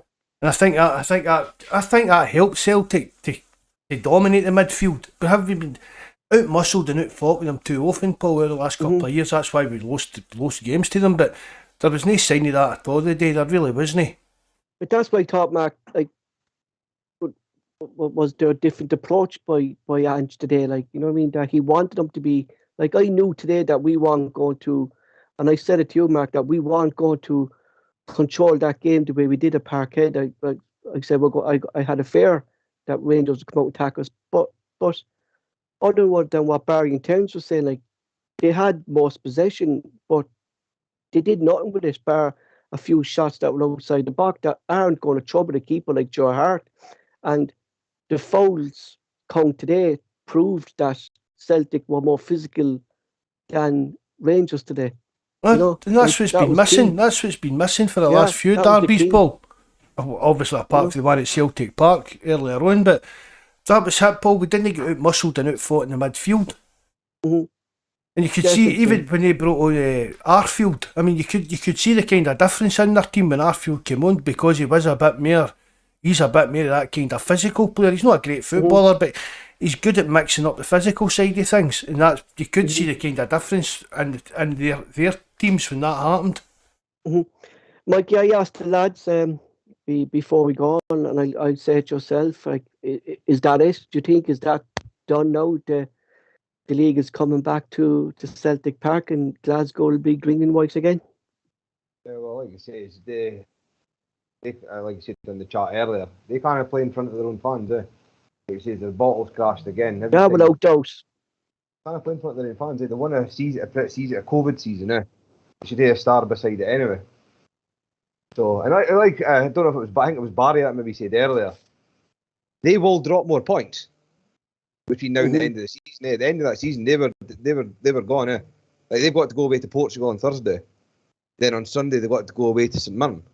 I wouldn't be surprised if they get beat on Thursday and then they drop points on Sunday.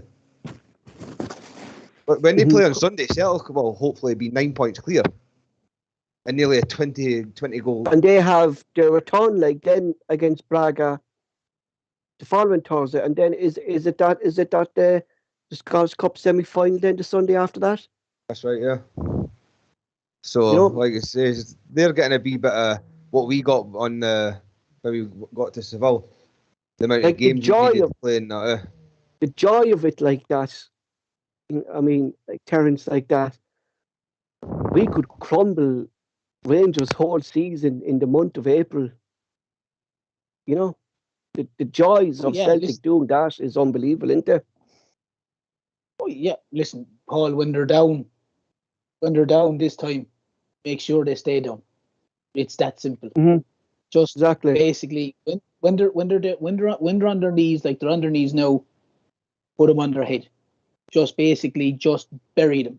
That's the simplest way to do it. Just bury them and make it as painful as possible. Like it couldn't happen to a nicer shower. It really couldn't. And it's Celtic's chance to just literally stick it to them and stick big time, and go on, win the title, and then put one over them in the cup semi-final, and then go on and hopefully win a treble. But it's there for Celtic. They're probably going to fear Celtic now, Paul, because Celtic's tails are well and truly up. They thrown everything at Celtic today. They still couldn't get a result. You know, they still couldn't get a result. The best thing about it's a massive psychological boost in it, Terence. Exactly. It's huge. It's huge because the tables have turned where the period was where Celtic were struggling home and away, and they couldn't really buy a result against them. Now all of a sudden it's like like after 3 minutes they scored, they're probably going, oh, and like, I mean, when I was watching in the pub with all the boys, everyone, you're like, oh shit, because the stats are like they've only one team in the last 20 or something have come back from whoever scored the first goal has normally won the game. Mm-hmm. Mm-hmm. They'll be there this evening and they'll be completely shell shocked. They'll be going, fucking what? Where do we go from here? Like, and it's like it's only up and up and up for Celtic, but Celtic need to just keep going. As I said, as Michael was saying there, win, go 9 points ahead, put the pressure on, because the likes of St. Mirren are playing for top 6 place as well. Yeah. So they have something to play for. Do you know what I mean? So to be honest, I like the way. Is it Robson now has gone to them as well, Mark? I think the fella Robson, didn't he? Did he take over St. Mirren, didn't he? He was with Motherwell before, wasn't he? Robinson. Yeah, I like him actually. I like the way he actually has St. Mirren playing a bit of football, like something that Rangers don't like. But Barry, the thing about this as well, the lads are going about the psychological effect. But another thing too is that our squad now is big and strength and depth. Like, and could put out totally different players to the semi-final today. Like, and that could put up a different challenge to Rangers as well, because they don't know who they're going to be playing up against. Our squad is so big. Yeah, well, I mean, we've got options now, and that's the Yeah. thing. And like we touched on earlier, it's now a case of, if a player does come in to replace one of our starters, we're not weakened. And think Kearns mentioned that earlier in the season, that would have been a big issue if we'd have lost a certain player in a certain position. There wasn't really anybody or not someone of equal quality that could come and replace him. We're now in a position, like we touched on earlier, today's match. You know, Rogic comes off, O'Reilly replaces him. O'Reilly unfortunately picks up a heavy knock, and Turnbull comes in for him. We didn't have that, that fortune earlier in the season, but we're in that now. But you know, this result today, it leaves us in a great place for the rest of the season. Huge. You know, we just need to remain focused. I'm pretty confident that Ange will have the guys fully focused, not getting ahead of themselves, not getting carried away. It's another big game. I know people turn and say St Johnstone, second bottom of the table, fighting for their lives. They need points, Barry. I actually before to be playing. It's a big game. I before to be playing teams, Barry, in around the middle or in around the top, because the teams down the bottom are tougher games, aren't they? There is no easy games, because from 10 there's not. No. to 4th, everybody's got a chance to get in that top 6. You know, so one game at a time. We need to go and get the 3 points against St Johnstone. The next following week we've got Rangers in the semi-final. They'll be coming off a game on Thursday night against Braga. Again, I would make us favourites for that. And you know something, we just hope now we can see it through to the end and be celebrating as champions of Scotland again. Mm-hmm. And Mark, of course, he wasn't in the squad today, and everyone was told he was in the squad, but he will be back for the running, and it's a big, massive boost to have him back as well. Is Kyogo. Paul, as I said earlier, it's like bringing back one of your star players. I mean, the way he was playing earlier in the season, and he's missed the majority of the season, to be honest about it. I want to see himself and Mida together. I just want to see two of them. Then as Mikey says, and Hayashi. I mean, as Mikey's saying there in the chat, what a player to come back at. Then, you know what I mean? 6-7 games to go. It's massive to have him, Kyogo, back in the run. And I could actually, going by what we were saying there, that Celtic players were putting in the tackles. I think maybe Ange didn't put Kyogo in the squad there, Mark, to protect him because he was just back from injury. Do you think? I was surprised that he wasn't in the bench, to be honest, Paul. I thought he would have been on the bench and maybe I've got the last 10 minutes, quarter an hour or something like that. But obviously he wasn't quite there yet. But I mean, you're talking about the team that's going to be playing the Scottish Cup against him. Kyogo, you're adding in Kyogo, one of the best players in Scotland for what we've seen so far from him this season. So it's a big plus for us as we're trying to shut the season out, see the season out. You know, like, to be going into the season and like the only injury we have, considering like we were dropping like flies, Mark, at the start of the season, and how Celtic and you touched it there as well, like how we were still getting the results with a shoestring squad at the start of the season when we had all these injuries. Like we went through a period when we'd no Roderick, we'd no Callum McGregor, we had no midfield. Do you know what I mean? And now we have all our players back, bar James Forrest.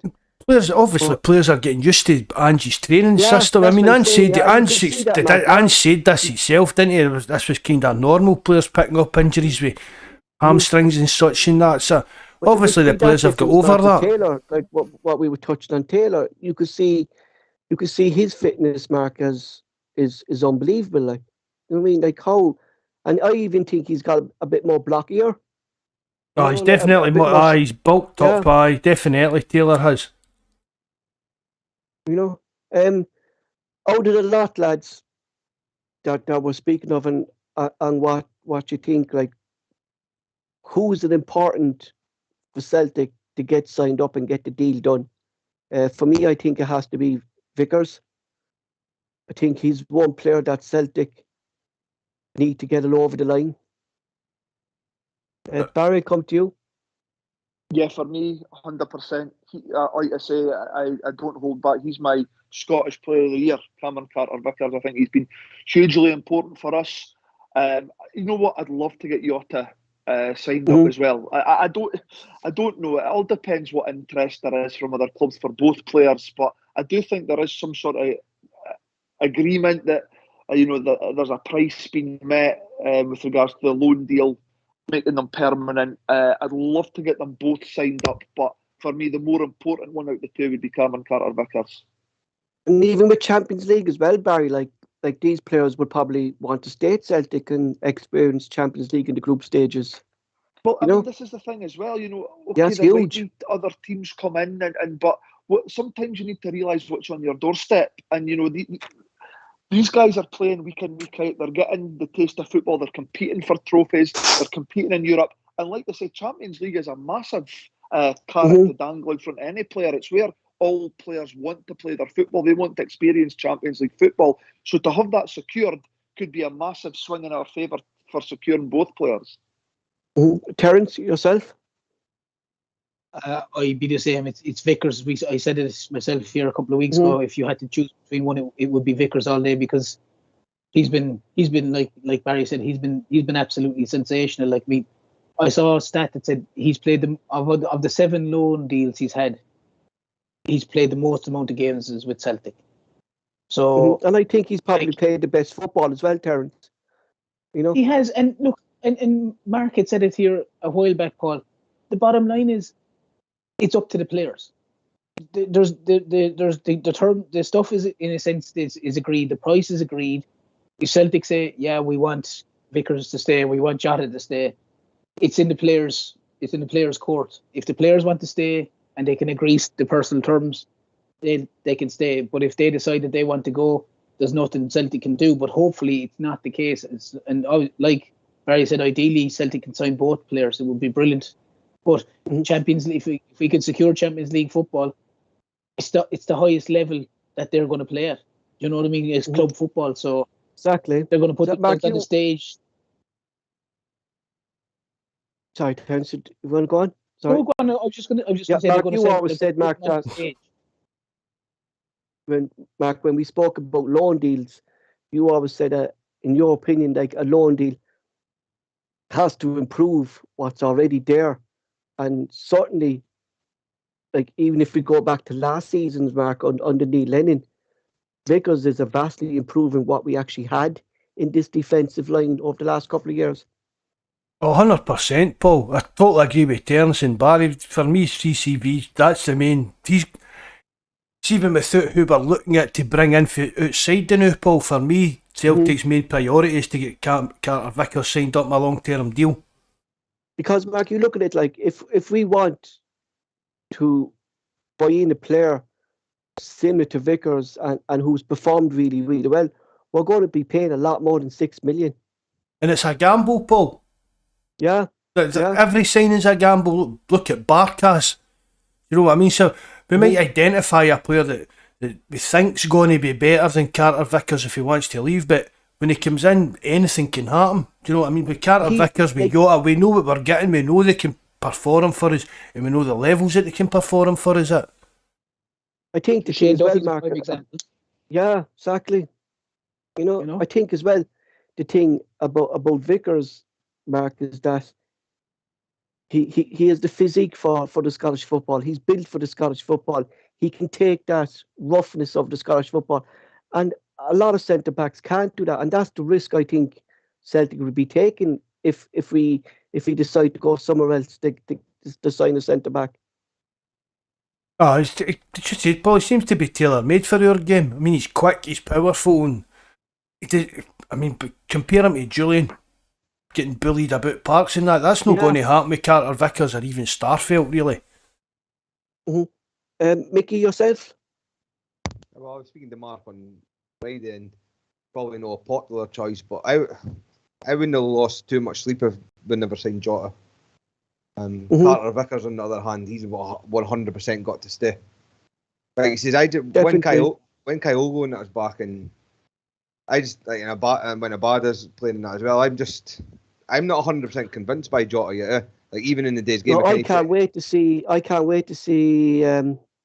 Kyogo and Maeda together and Hayashi, and then we rest McGregor, then we bring in Gucci. Like that's going to be some fun. So, but It'll be some. Just going back to Jota, and that, but it would do like just to see those two lads playing together, Mikey, like Maeda and Kyogo. Yeah, like he says, but like you say, if it was a choice of one or the other, then obviously 100% Carter Vickers. But Jota's did well since he's been at Celtic, but he's just a bit too soft on me. Even the day, you would never ever pinpoint anybody within the team that had a bad game. Everybody played reasonably well, but yeah, like he says, if he doesn't want to sign, notice too. Actually, just touching on Jota. And the difference between him, Maeda, and Abada is I see Abada and Maeda always tackling back and always going in for tackles.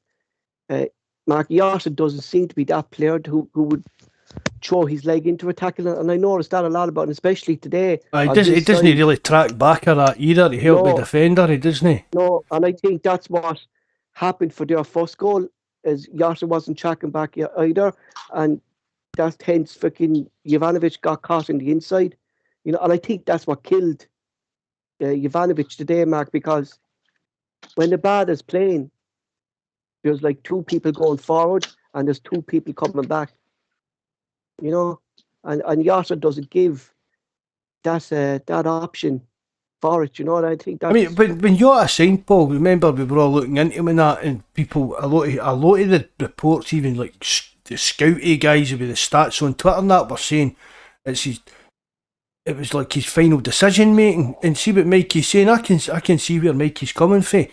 It's a bit hot and cold, really, if you want to break it down into things. I mean, sometimes he can be unplayable, in other games he doesn't really seem to do that much, but he's still young again under Ange. Who's to say how how much he'll be able to improve under Ange if he does sign?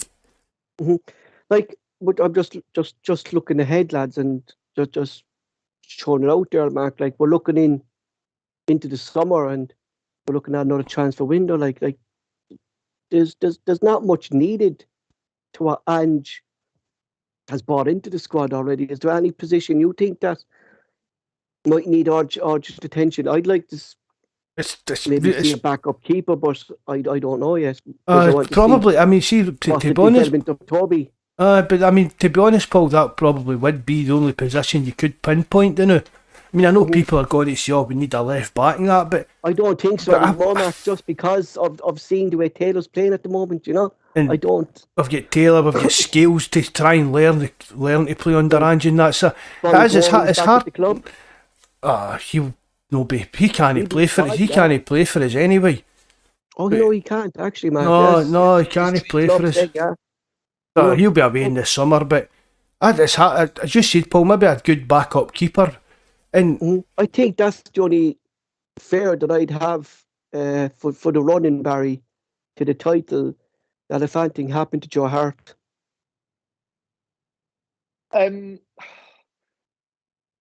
Yes, I suppose. I mean, I think for the last 5-6 games, if something was to happen, worst case scenario, You've got Bain in there, and Bain can come in and do a job. I mean, we've got 4 of our last 6 games at home. Now, when we play at home, we tend to starve the opposition a possession. So a lot of the time, Joe Hart has got nothing to do. Nothing to do, yeah. How many times now has it been that a team's come to visit Celtic Park and haven't even registered a shot on target? So I wouldn't be too concerned there. What I would say is I probably slightly disagree in terms of come the summer transfer. I'm a big believer in that you should never sort of stand still and just accept that this squad is good enough. I believe we saw that in the past, didn't we? We saw that in the past. It's happened before whereby, even under Martin O'Neill, when the whole Seville team, and he stuck with that probably a wee bit longer. With regards to where I think we need to strengthen, I don't really want to say, or I can't really think, but what I do have is I've got 100% faith in Ange. And I trust and believe in whatever he does in the summer will be the right thing to do for the football club. And you know what, I sometimes think as well, whilst I can't argue with anybody that says Taylor's been great this season, I do think sometimes you just got to get better players. And I do think we can get better players than Greg Taylor, if I'm perfectly honest.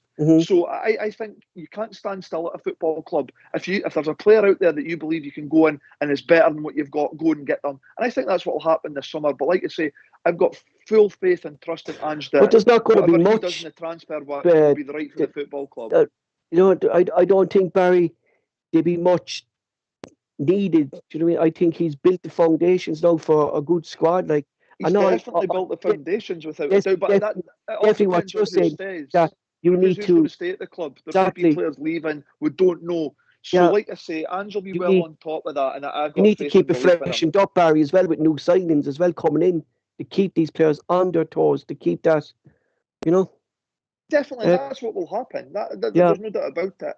But I wouldn't like to think that, as it stands just now, we've pretty much got our squad going forward next season. I like to think that we don't just stand still and accept that. I think there will be players coming in. How many there is, I don't know. What positions, I don't know. But like I say, I'll leave that to Ange. I've got belief and faith in him.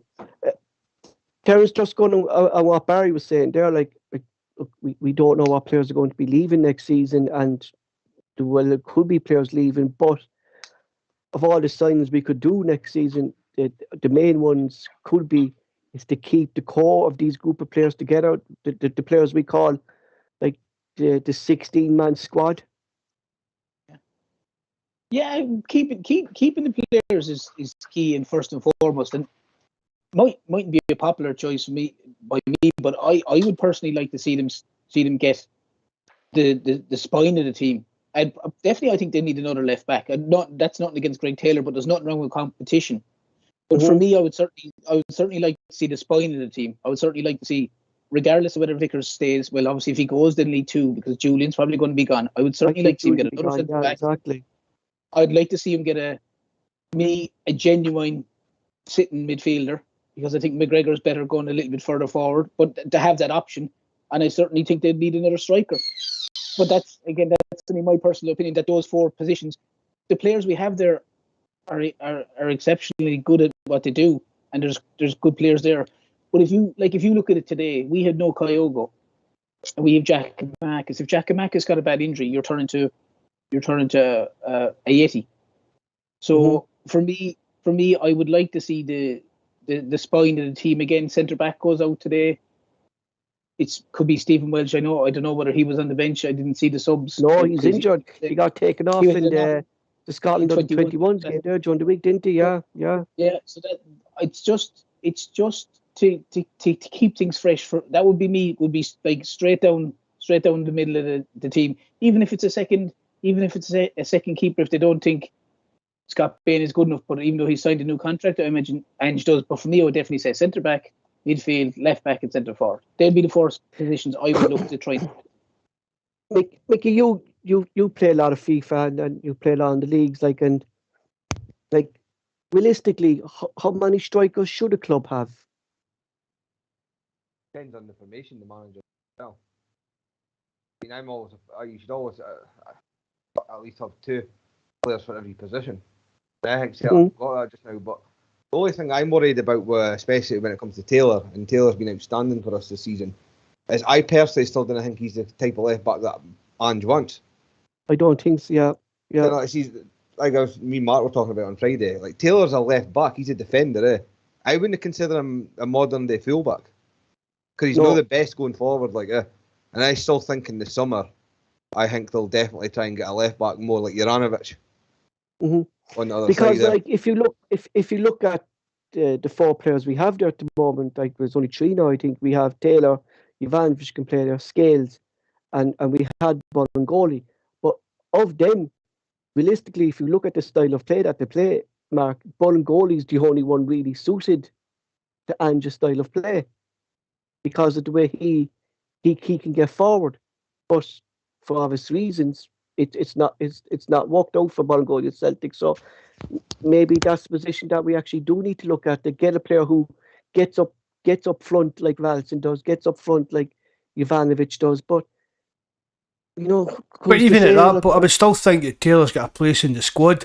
I would move Taylor. Definitely. Taylor would be, see if they bring in a left back, Taylor will be our backup left back, in my opinion. Because Mark, you said that Ange seems to have a soft spot for Taylor. That just, like when we criticise Taylor, seems to like him, didn't he? Yeah, because when I was reading about Taylor, like I was shocked to say when Ange said that he's very vocal in the dressing room. Taylor didn't come across as that type of player for me. You know what I mean? I think Taylor's like, he's a bit like Scott Brown, Paul. I think Taylor's at the heart of all the wind-ups and stuff like that. I think Taylor's that kind of guy, he's not that wee shrinking violet. I mean, it's, see when you see as well when there's any confrontation on the park, wee Taylor's right in there, fronting it up, I mean, he's no this kind of wee shy retiring guy that some people seem to think that he is, as if he's not comfortable playing for Celtic. They got all like the jersey's too heavy for him or that. Exactly. For me, Taylor's either going to be our first choice left back or at least second choice left back under Ange. Exactly. That's all for tonight, folks. Thanks for Terence, Barry, and Michael for joining us tonight. What a Sunday has turned out to be. Celtic are 6 points clear. We can end Rangers' season in April in 2 weeks' time and put more hardship on the club next door to us, where they'll actually shit themselves this time.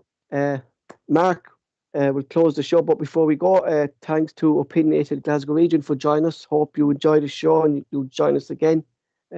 Mark will close the show. Right, just thanks to you, Paul, Terence, Barry and Mikey for joining us, all the guys in the live chat. Hope you really enjoyed it. Remember, hit the like button, subscribe if you haven't, and if you know how to, please leave a comment. It helps us grow on the algorithm and that, and share it about your social medias and that if you know how to. Hail, hail, good night and God bless.